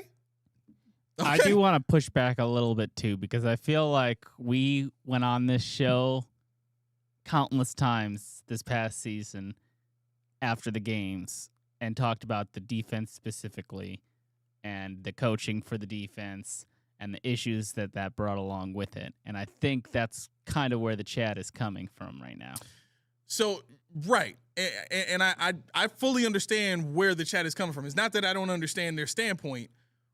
What I'm saying is I don't think they understand where we're coming from, because what we're saying is not Sean McDermott wasn't the problem. That's not what we're saying. No, I said he can go. Right. What we're saying is everybody should have gone. And then we have Walter come in and say, well, nobody's ever done that before. So what? Nobody's ever nobody's ever drafted a quarterback like Josh Allen. We did. There's a bunch of firsts in the NFL. Ruben Bain is going to be the first player drafted wherever he goes to be a successful pass rusher with short arms. Like, even Jim Monis was on WGR today talking about, like, it doesn't matter. The measurements they take are never the same anyway from one measurement to the other. So if the measurements are never the same from one measurement to the other, then what does that tell you? I would love to see him drop. I would love to see him drop. 100%. 100%. I'm like, yo, here, present. You want to talk about firsts? Jerry Hughes. He wasn't supposed to be successful. He came here, he's successful. Dwight Freeney. Nobody had ever seen a 6'1" defensive end be as successful as he was. Yeah, yeah, Billy D, exactly. I mean, that'd be the move. You trade up and get Beane if he's at 20 or something like that, which very well he's sliding because he's got 30-inch arms. Okay, fine. Right. But guess what? If you watch his tape, when he's rushing from a 2-point stance straight up the gut, who's stopping him? That's when he gets into the 3-point stance and tries to, no. Right. We're going to put you in a position to be great. That's that jack linebacker. Get out there and get the quarterback, which he showed you he can do. Yep. When everybody's talking about Bosa, guess who plays the same kind of game? Who's almost 10 years younger? Who just led a team to a national championship. They didn't win it, but, they got there on the strength of Ruben Bain. Yeah. This is a name that you've heard far and wide, Ruben Bain. Mm-hmm. So guess what? If he gets 20, Beane, remember what I said earlier? Trade that first and all your last picks. Right. And get up there. Right.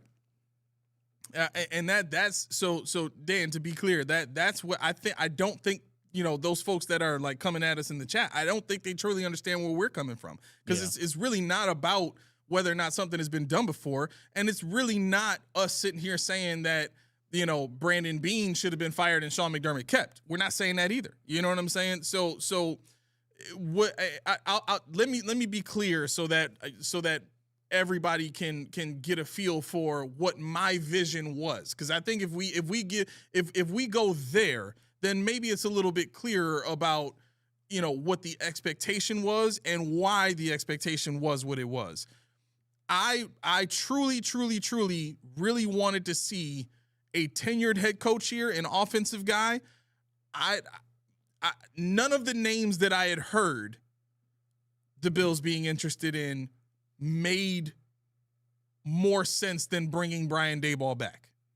And I think what killed Brian Daboll was two things.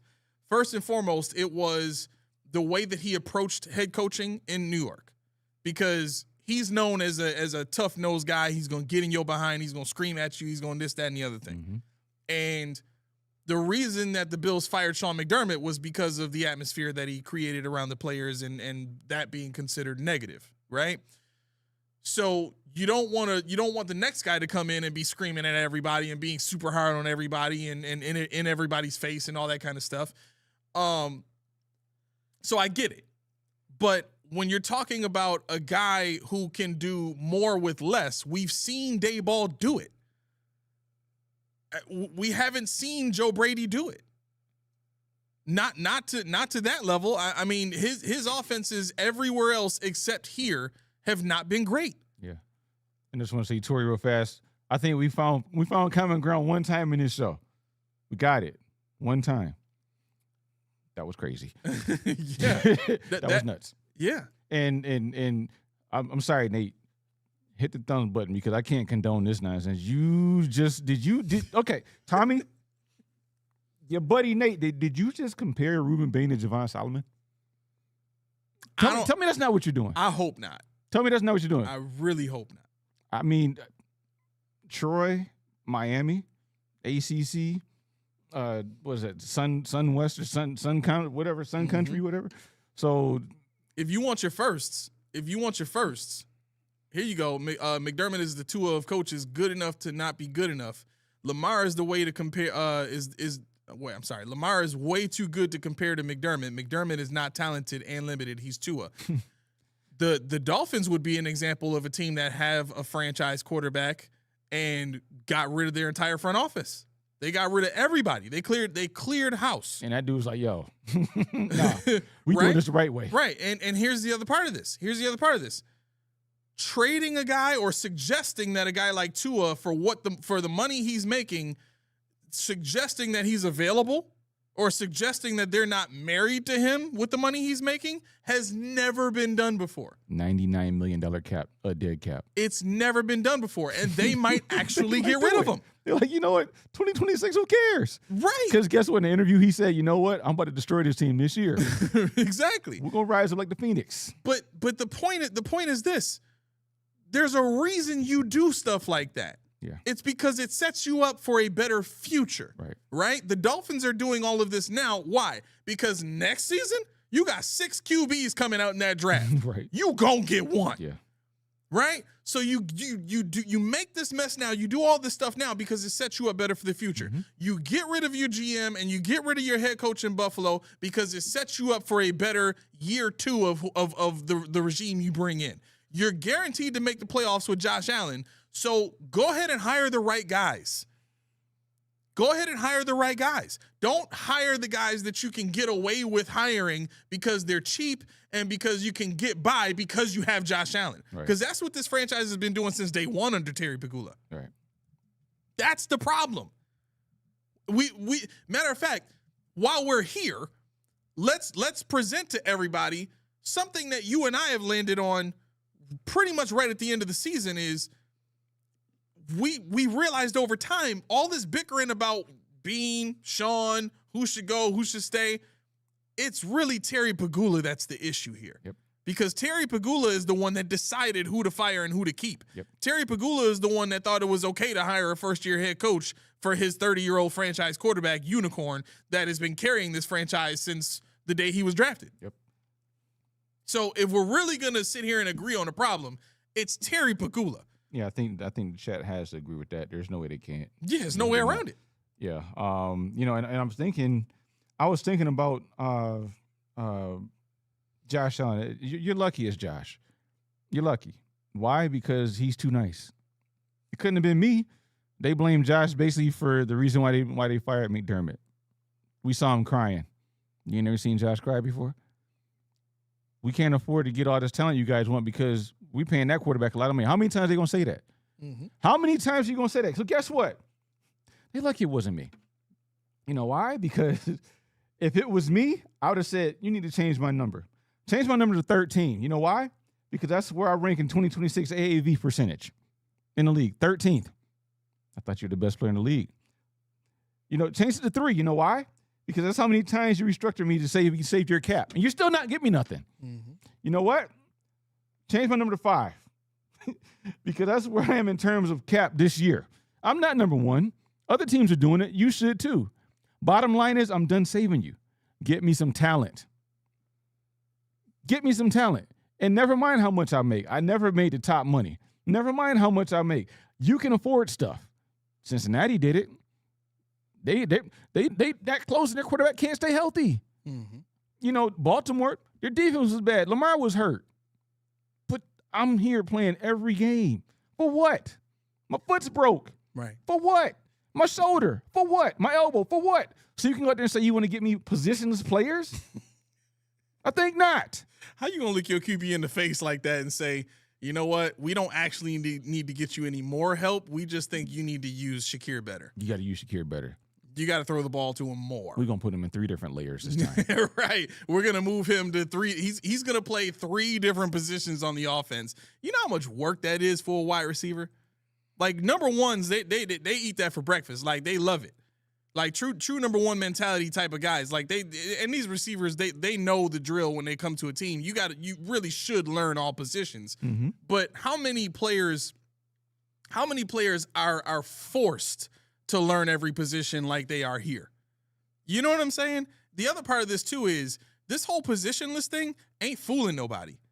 Because at the end of the day, scouting is scouting. We know what your players can and can't do. We don't need to worry about where they're going to line up. We know that guy only runs 3 routes that's wearing number 13 right there. We know that guy wearing number 0 is only going to run one way, and he's going to look for a back shoulder throw. We know the guy wearing that guy wearing number 10 is going to run a crosser, or he going to step back behind the line of scrimmage and catch a bubble screen. Right. Like, it don't matter where they line up. We know what they going to do. Right. Like, that's the bottom line behind all of this. And let me give you an example of what we're talking about, right? Because I didn't expect this kind of stuff to come from Nate. But Nate says Mr. Pagula is learning on the fly as well because it was Mrs. Kim that knew ball. Okay, so let me ask you this. For those of you watching right now, for those of you that are here in Buffalo or whatever city you're in, there's probably potholes everywhere by now, right? Yeah. And these potholes here are egregious. Like these are destroy your car potholes in this city right now, which is the worst I've ever seen in my entire life. Bad. Keys. Yo. You were saying you saw me on Colvin earlier. Yep. Right underneath the highway. Yeah. Yeah. That's exactly what I was thinking about. Must have gone into one of the cracks, and then it bounced up, and it created another one, and then next time it went by, it bounced up and created another one. So now there's just these huge holes every few feet. It's unbelievable. Every seam. That's exactly what I said. But so we agree that the potholes are terrible, right? And what if our mayor, said put out a press conference and said to us, we're doing the very best that we can to, get these potholes covered up, but it's very expensive. It costs a lot, and we're trying to find the right guys that are willing to get out there and fill those potholes the right way. Like, I'm pretty sure everybody that just listened to my scenario right now would be like, yo, I'm paying how many dollars in taxes for you to tell me it's expensive? Are you kidding me? I couldn't. There's 2 types of leaders. What do you mean? You see what the guy in New York City did, the New York City mayor? No. Because they're having issues with, with the snow and everything. Mm-hmm. New York City, you don't have sidewalks. He was like, hey, show up. We'll pay you $30 an hour to shovel.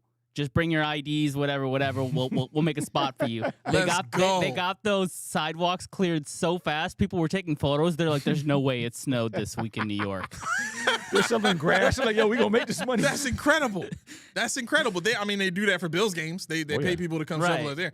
But my point is, I think just about everybody would agree that's a dumb excuse.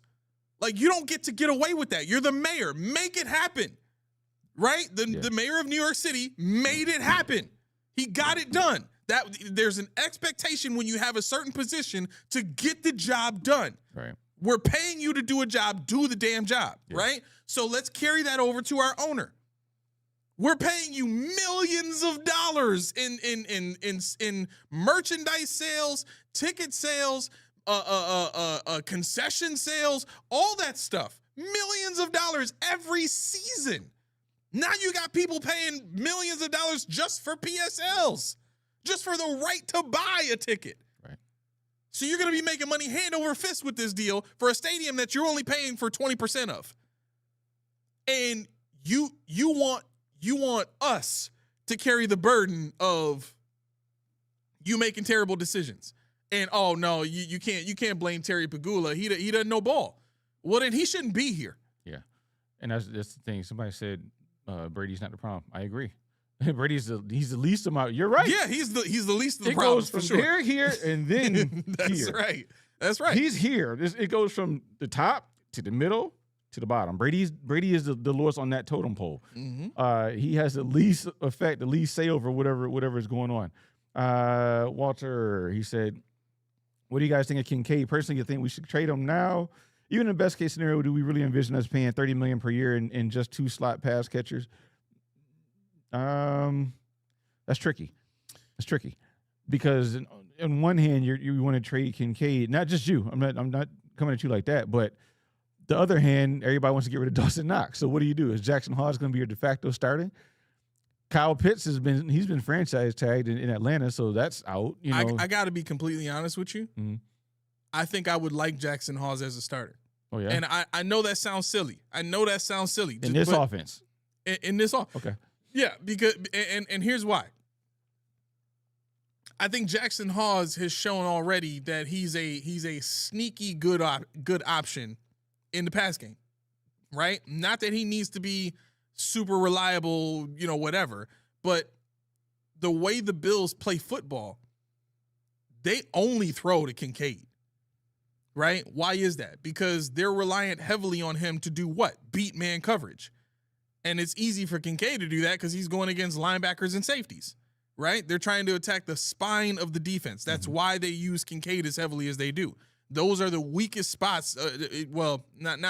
They're supposed to be the strongest parts of any defense, but when you have a receiving tight end, that creates such a massive mismatch for linebackers and safeties, typically because the guy you have is too big for a safety to cover and too fast for a linebacker to cover. Yeah. But anyway, my point in saying all that is if you remove Knox and you remove Kincaid, what does that get you? That gets you basically the same production that you were getting from your tight end position a couple of years ago before 2023 or 2024 rather, when they started to move to this 12 formation stuff and throw the ball to Kincaid and throw the ball to Dawson Knox and all. Like, you weren't really getting production out of the tight end position anyway because you were running 3 receivers. Right. See, that's the thing. We don't have 3 receivers to run. We had Stephon Diggs who was getting 100+ catches and last year our out of our top 4 receivers, Knox and Kincaid were 2 and 3. So I'm worried about the change because people are saying on a cheap deal, but we just outlined to you that we're, what would you say, it was $6 million in the hole right now? Yeah, $6 million in the hole, and now you have 2 guys you got to replace when you could just keep one or the other. Mm-hmm. Like I said shows ago, and you said earlier today, you just extend Knox, and if you want Hawes to be your starter, okay, but I wouldn't get rid of both of them behind Jackson Hawes. Let's take a look real quick at free agent tight ends just to see what's available because somebody said Ertz, somebody said Njoku, which is going to be expensive. Real quick too. Yep. We have someone waiting to call in. I believe it's Nico. So shoot. Okay. Oh, let's get to that. Let's get to Mm-hmm. that. Looks like we got 2 people. They're gone. Yeah, they're gone. both of them. Yeah. Yeah, both of them. There's only Nico, try calling in again. He said he was waiting, so he might have accidentally got out of it. All right, sorry about that. And we need some sort of like bell or something, because I really don't even be looking at Trust the screen me, half the time. This show is heated, but we don't hate you. No, we're not ignoring we don't. you. I'm trying to read the comments. It's just a lot going on right now. Yeah. The hard part too, though, and we understand this is I don't know if it's still this way, Dan. When they call in, they can't see the show yet. No, they can now. Oh, they can now. Okay. Yeah, they can sit there and watch. Okay. But sometimes they think that maybe they aren't because they wait a little bit. I think that's what happened. Is he was waiting and he thought maybe he didn't make it in the room. Got you. Yeah, Okay. Kev says this season we'll get to see if Beane is a problem or not. If he is, Beane will be let go. That's just tough to me. I mean, perhaps, but I don't think he should be. I think he should be relieved of his GM duties, but I don't think that he has no value to the team at all. You promote him to the president of football operations. Let him go do that. Let him be Russ Brandon or whatever that was. Because that's his wheelhouse. That's his knack.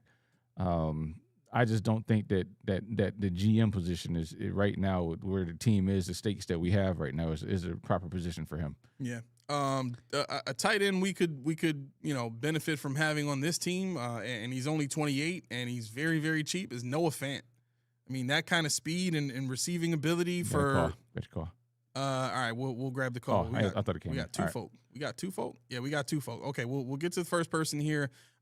Really quick, Noah Fant's value is $3.2 million. If anybody's interested in that. Oh shoot. Okay. All right, you're on with Post Podium Podcast. Who we talking to? Uh-oh. Hope it's not Vu. Check. You there? All right, we'll come back to you. Try the other one. Yep, we're going to try the other one here. All right, you're on with Post Podium Podcast. Who we talking to? Hey, it's me, Nico. Can you hear me? Yeah, we got you. What's up? Hey, well, okay. I thought I was the first caller. That's what I was getting. Hey, can you hear me? Oh, Might have been. And it's like, hey. So, regarding your podcast, it's funny because it's like the drunk uncle that he acts a fool at the party, and then when he acts a fool, you ask him. He tells you, if you know I'm gonna act a fool, then why you keep inviting me to these parties? Hey, it's like, it's like the same with your podcast. If you know what kind of content we put out, why are you still here? Right. Why are you trying to change us? Yeah, exactly. So, regarding the a couple points, because you guys brought up a lot of good points. I'm just trying to go back in my head regarding the questions. Do you think the lack of I know you guys went over the defensive when being hit in the draft. Mm-hmm. Do you think it's because we picked so late in the draft that we can't get those difference makers that's causing us not to have that premier defense that we kind of want to? No. Or is it more scheme and players? I think it was a disconnect between Beane and McDermott. I think McDermott had a vision. He said, I want this kind of player. Beane said, I got you, but he doesn't really know exactly what kind of player he's asking for. For instance, I mean, like I tell you all the time, if you look at the what was that 2021 draft? Yeah, well, we got Rousseau. Mm-hmm. We needed a pass rusher. Mm-hmm. And we took Rousseau, but Jason Owe was right there. Yep. What do you see him in Baltimore doing? He's a rotational guy. McDermott loves that. And he was getting 10 sacks. That's just one example of what you could have done. And I won't say what I said last year, and that was my point last year, and keep bringing up Omar Norman Lott last year. We traded up with 23 slots to get TJ Sanders to do what?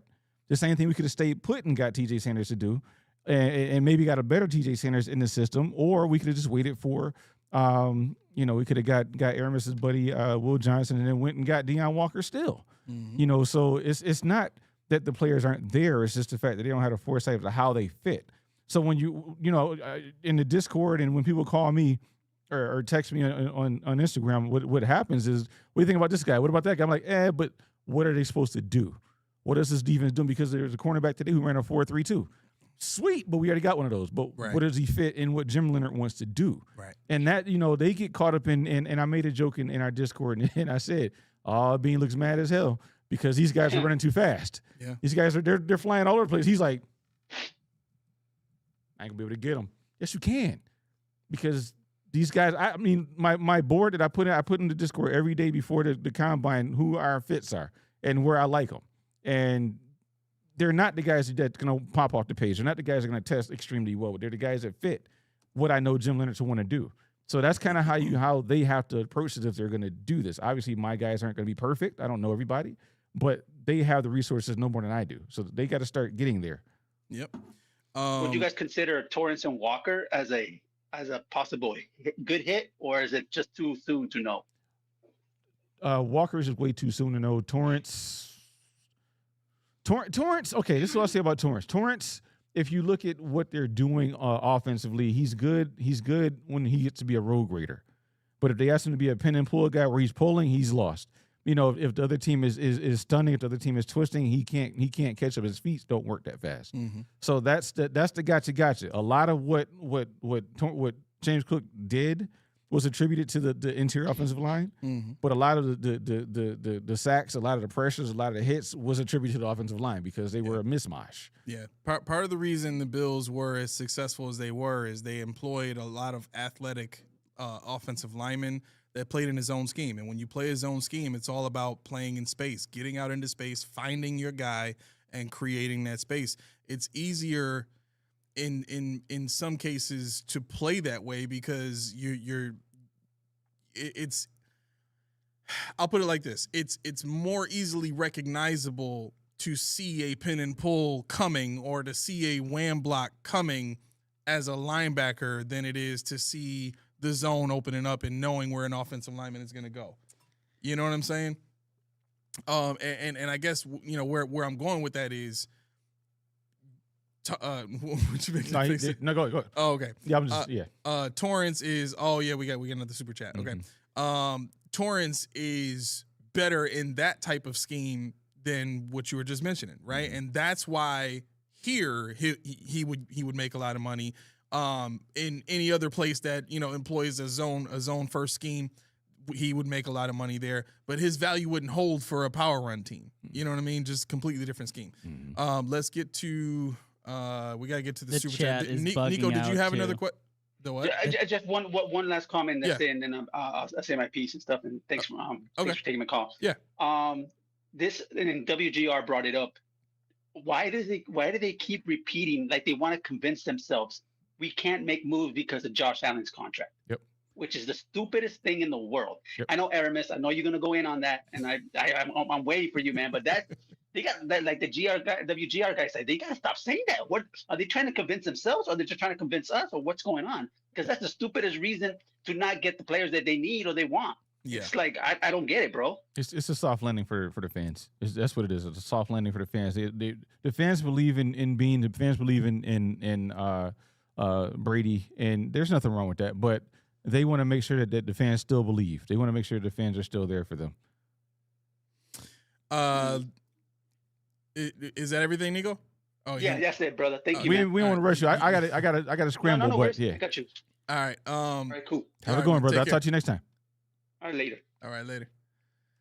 I'm probably gonna stay a little bit. Super chat. I was trying to get your attention real quick too. The chat's been bugging out. Everyone wants Walter's comment to be taken back down. Oh. No, we're leaving it up there now.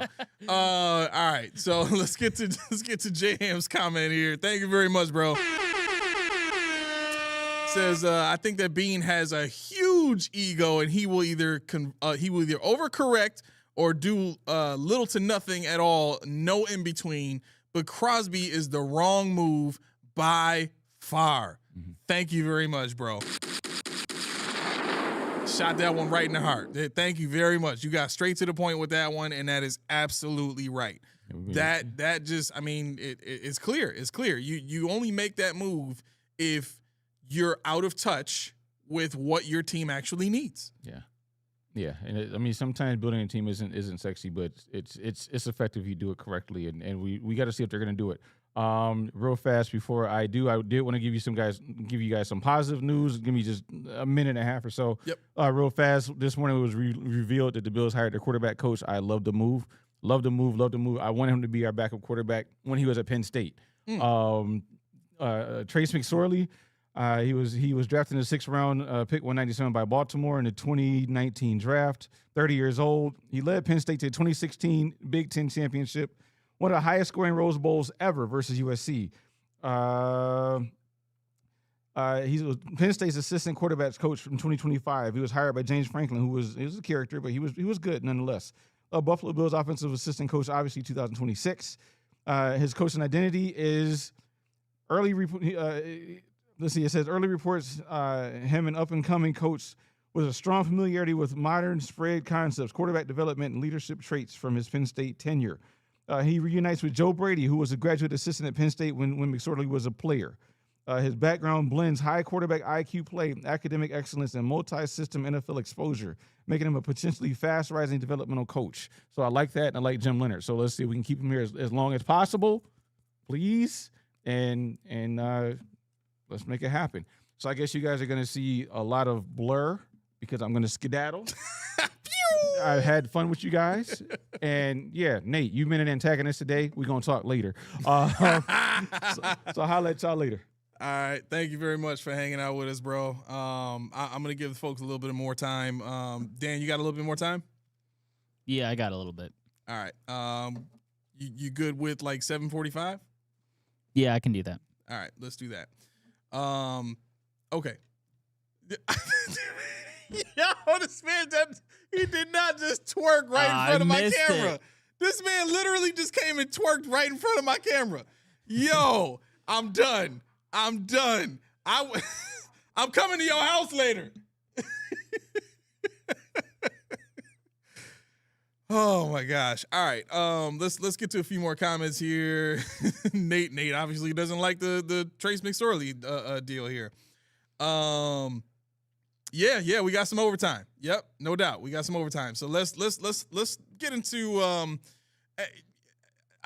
I don't want to continue to, kind of roll on everything that we were talking about up to this point and, beat a dead horse. Obviously, there are people who agree with what we're saying. There are people who don't agree with what we're saying. Just to before I move off of that, though, I want to give you some numbers on Odafe Oweh, Jason Oweh, who's a guy that Keys had mentioned as a guy we could have had as opposed to Greg Rousseau. Okay. Let me just pull up Rousseau's numbers here really quick. Okay. So right off the bat, we know Greg Rousseau has 12, 17, 25, 32. So over the span of 1, 2, 3, 4, 5 seasons for Greg Rousseau, he's got 32 sacks. Okay. Odafe Oweh over 6 seasons, and he didn't play in 2025. He didn't play in the beginning of 2025. But he did play for the Chargers the latter half of 2025, where he got 7.5 sacks. Okay, so just 2025 alone, Greg Rousseau has 7 sacks. Odafe Oweh has 7.5. Okay, now you're probably saying, okay, well, what's the difference? I'll get to that. So Greg Rousseau in 2021, 4 sacks.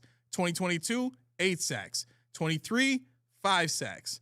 24, 8 sacks. All right. For Jason Oweh. Now, mind you, Jason Oweh wasn't playing full time like Greg Rousseau was. Okay. 2021, 5 sacks. 22, 3, 23, 5.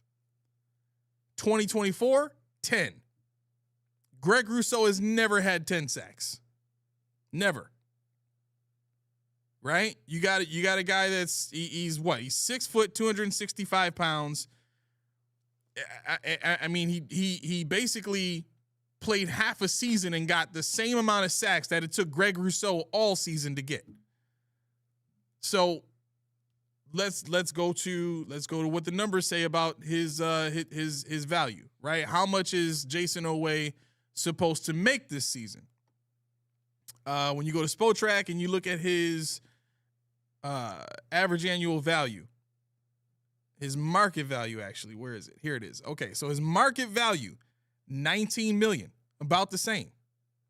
Okay, now I want to give you another name, and then I'll make my point. I'll give you another name. I'll make my and then I'll make my point. All right. No, I want stats though. Why is it taking so long to load?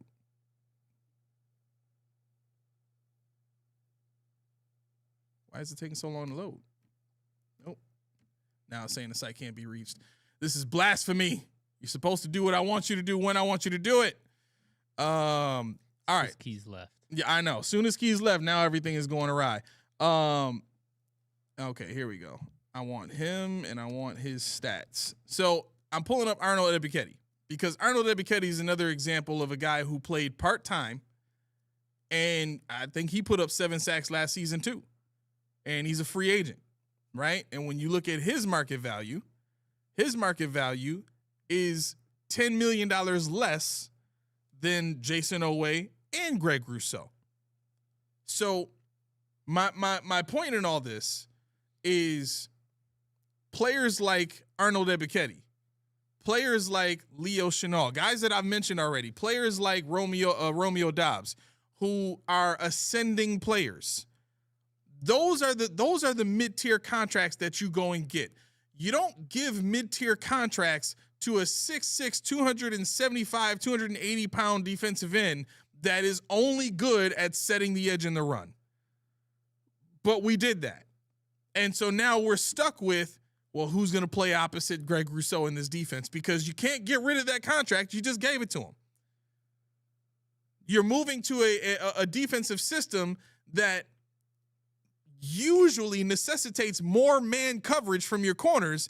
And we have a guy in Christian Benford that is really, that's not his forte. He's a zone guy. But you're going to expect his $19 million to matter.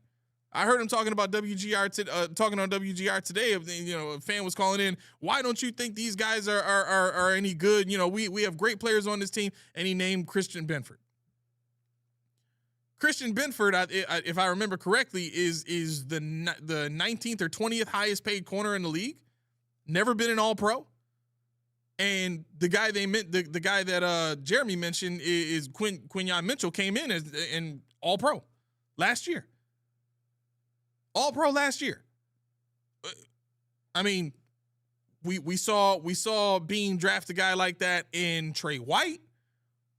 Trey White wasn't necessarily regarded as a top 10 corner. Nobody really tried to make him a top 10 corner. And when he got his deal, we understood that he was getting his deal. Why? Because we saw him making plays. We saw, Trey White is a corner that created an animation on Madden. That's how good he was playing at that time when he was in his prime. What other player do we have that we can point to and say, man, that guy is getting loose? McDermott drafted Trey. No, actually Carolina drafted Trey, because that's all Sean McDermott did is take, he asked Doug Whaley to draft those guys. So, I mean, if you want to point to guys, that dive interception, it's exactly what I'm talking about. That's the animation on Madden. This dude was diving all over the place. And then if you added on, if he once you got him to X Factor status, and you tacked on that acrobat perk, and you also tacked on the there was one more perk. I think it might have been Zone Hawk or something like that. You couldn't do nothing with him. He would dive in front of every interception. He could be 3 yards away and he was getting that pick. It didn't matter what you do. He was crazy. Yeah, if you got that hot, it was OP. That's right. That's what I'm talking about. So my point is, it even if you didn't agree with Jason Owe as a point for, a guy that you could get instead of getting Greg Rousseau, who is an actual pass rusher, you could still land on a guy that was there just a couple of years ago in Arnold Ebiketie and pick up that guy. But instead of doing that, you draft AJ Epinesa, and then you draft, other guys that are not pass rushers, and you give money to Joey Bosa, who's not a pass rusher. It's almost like they don't know what a pass rusher really is. To be quite honest, they went and traded for Jerry Hughes. I don't think they know what a real pass rusher is. I just don't. There's a mindset that they have where they want guys that do everything, and that's nice, but that's not something you can force on your roster.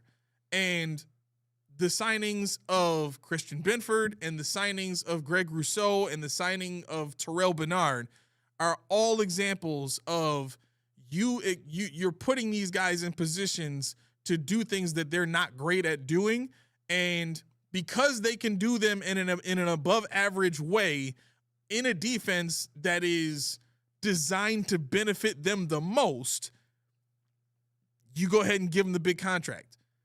But then you fire the guy who was the reason that you paid those guys. That doesn't make sense. It doesn't make sense at all. And when you weigh all that together, that's part of what points me towards Pegula's the problem. Pegula's the problem.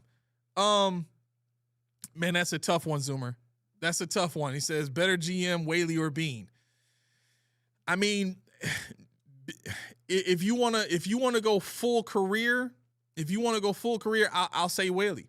I'll say a Whaley because Whaley gave us the Shady trade. Whaley gave us Ronald Darby. Whaley gave us Jarris Bird. Whaley gave us Aaron Williams. Whaley gave us.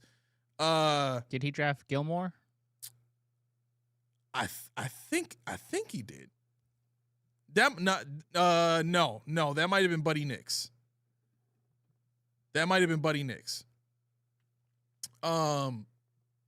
Who else did Whaley give us? Whaley, I'm pretty sure Whaley gave us let's look at it.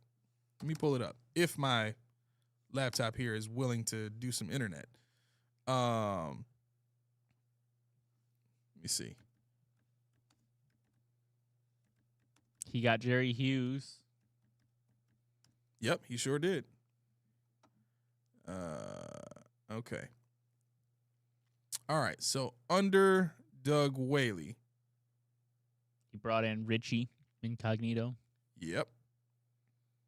Let me see. He brought in Tyrod. Which it sounds like you got the list, man. I'm looking at an article from NY Up from 2017, the goods and the bad. So it says bad, he drafted EJ Manuel. Good, he traded Kelvin Shepard for Jerry Hughes. Bad, he traded up for Sammy Watkins. Good, he signed Richie Incognito. Bad, he traded for Matt Castle. Good, he signed Tyrod Taylor. Bad, he extended Tyrod Taylor. Good, he traded Kiko Alonso for LaShawn McCoy. Bad, Marcel Darius extension. Good, Cordy Glenn extension. All right, so let's go to 2013 and let's look at the roster. All right.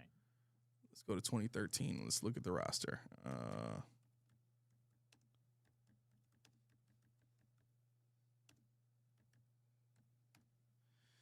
Okay, so in 2013, performing a security verification. All right, where are we at? All right, so in 2013, oh my God, Stevie Johnson. He drafted Stevie Johnson in the 7th round. Let me see. Oh wait, no, at this point Stevie was 27. He didn't draft him. He drafted Robert Woods. Ooh. Yeah. I missed that guy. Yep. He drafted Robert Woods. Cordy Glenn already had a year up under his belt. Let's see.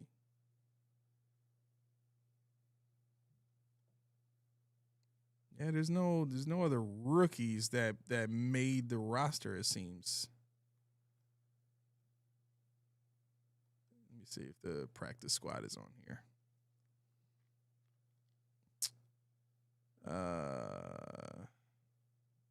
Duke Williams. Yeah, a lot of the rookies ended up on the practice squad.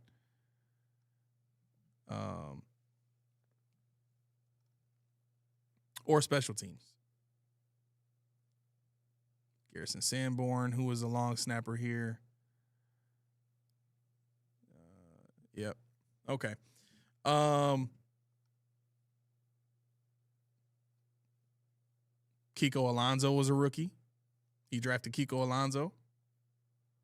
He drafted EJ Manuel. We know that. All right, let's go forward to 2014.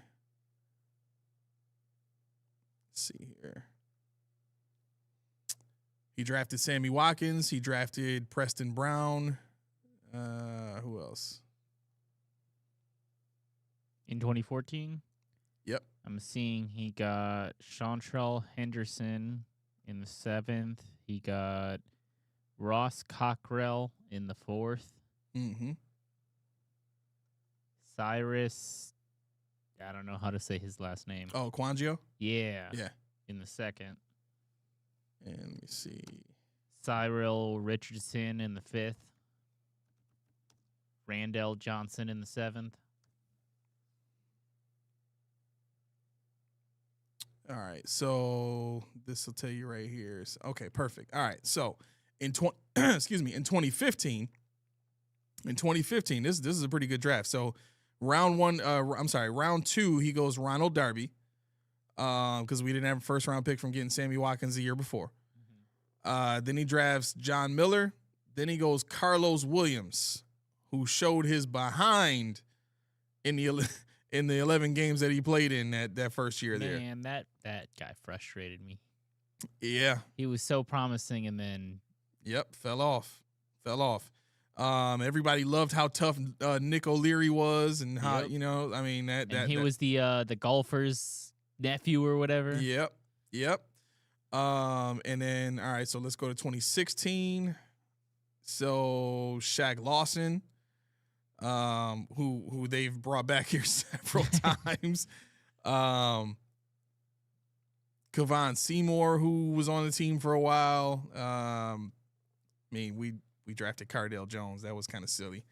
Reggie Ragland ended up being a good linebacker for other teams, but was not good here. I think Ragland went to Kansas City and ended up being a good player there. Adolphus Washington shouldn't have been drafted. Jonathan Williams ended up being a halfway decent running back in the league. Colby Listenby was a Madden cheat code.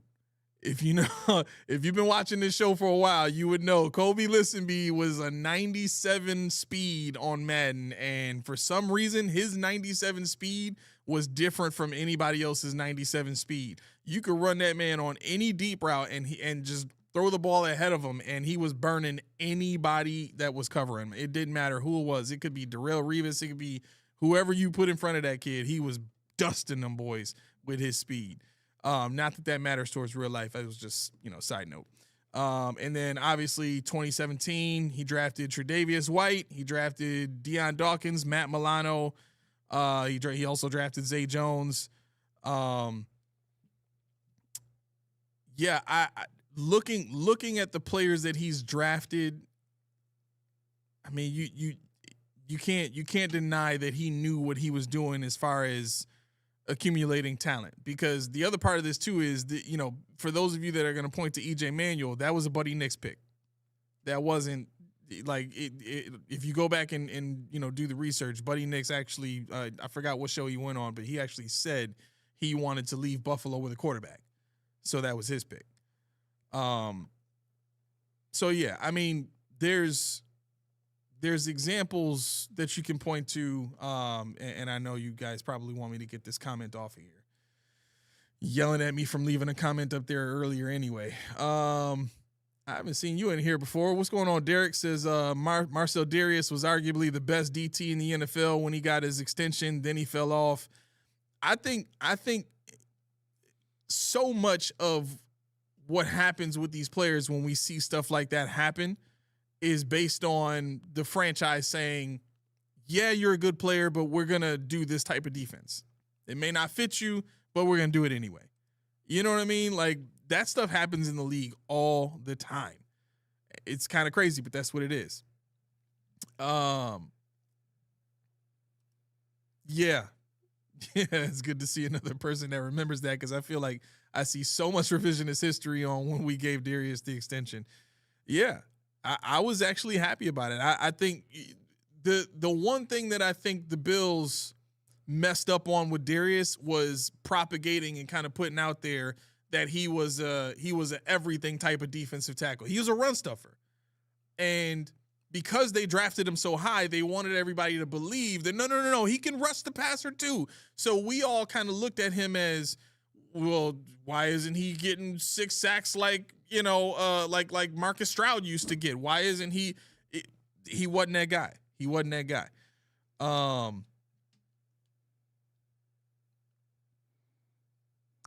Yeah.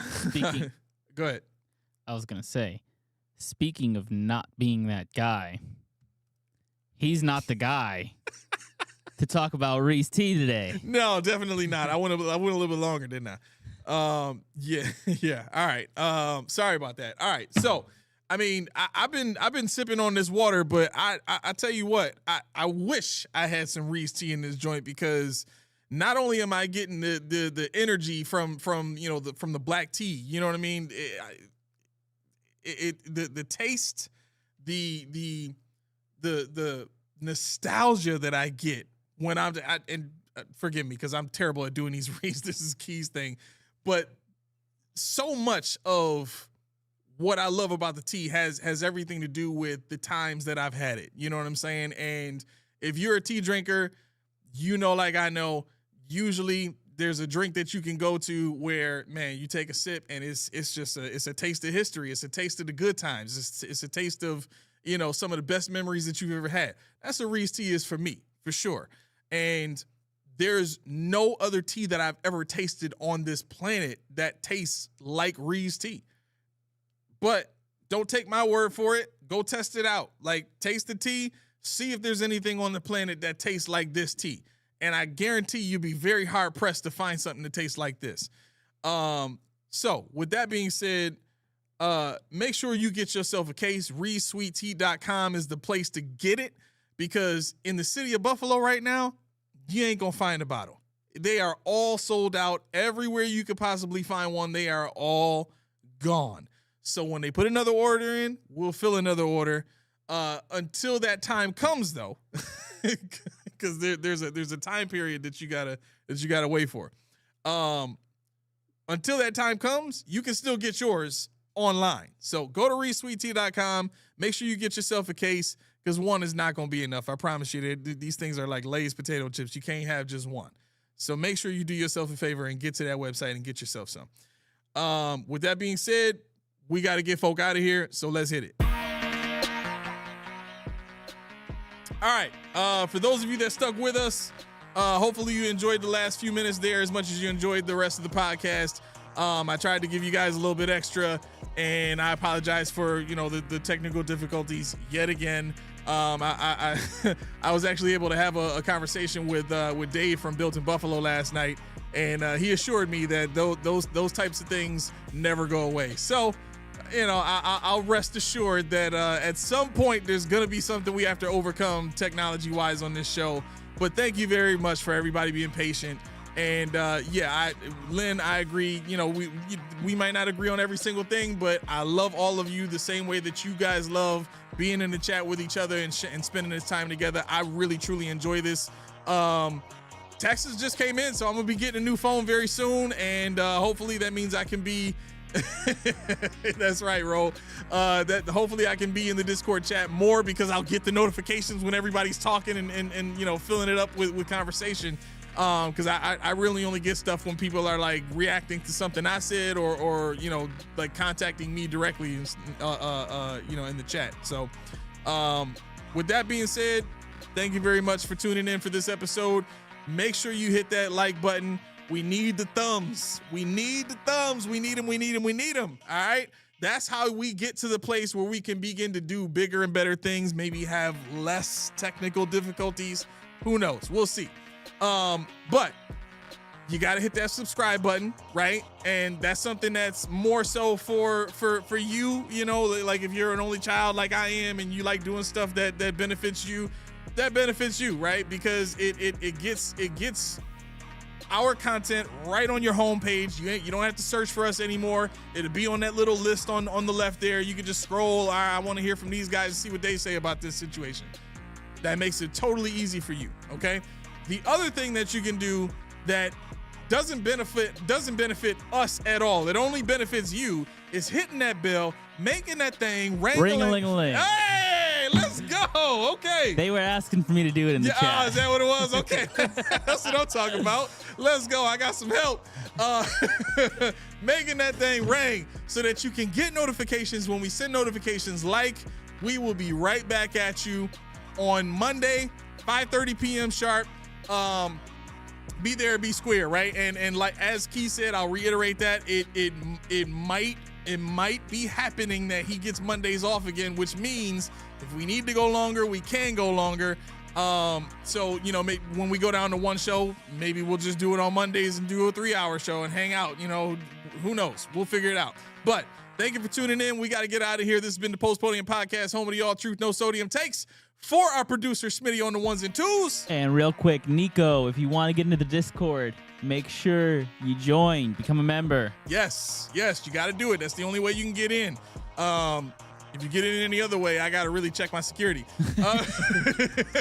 So, all right. Thank you very much. You all have a great night.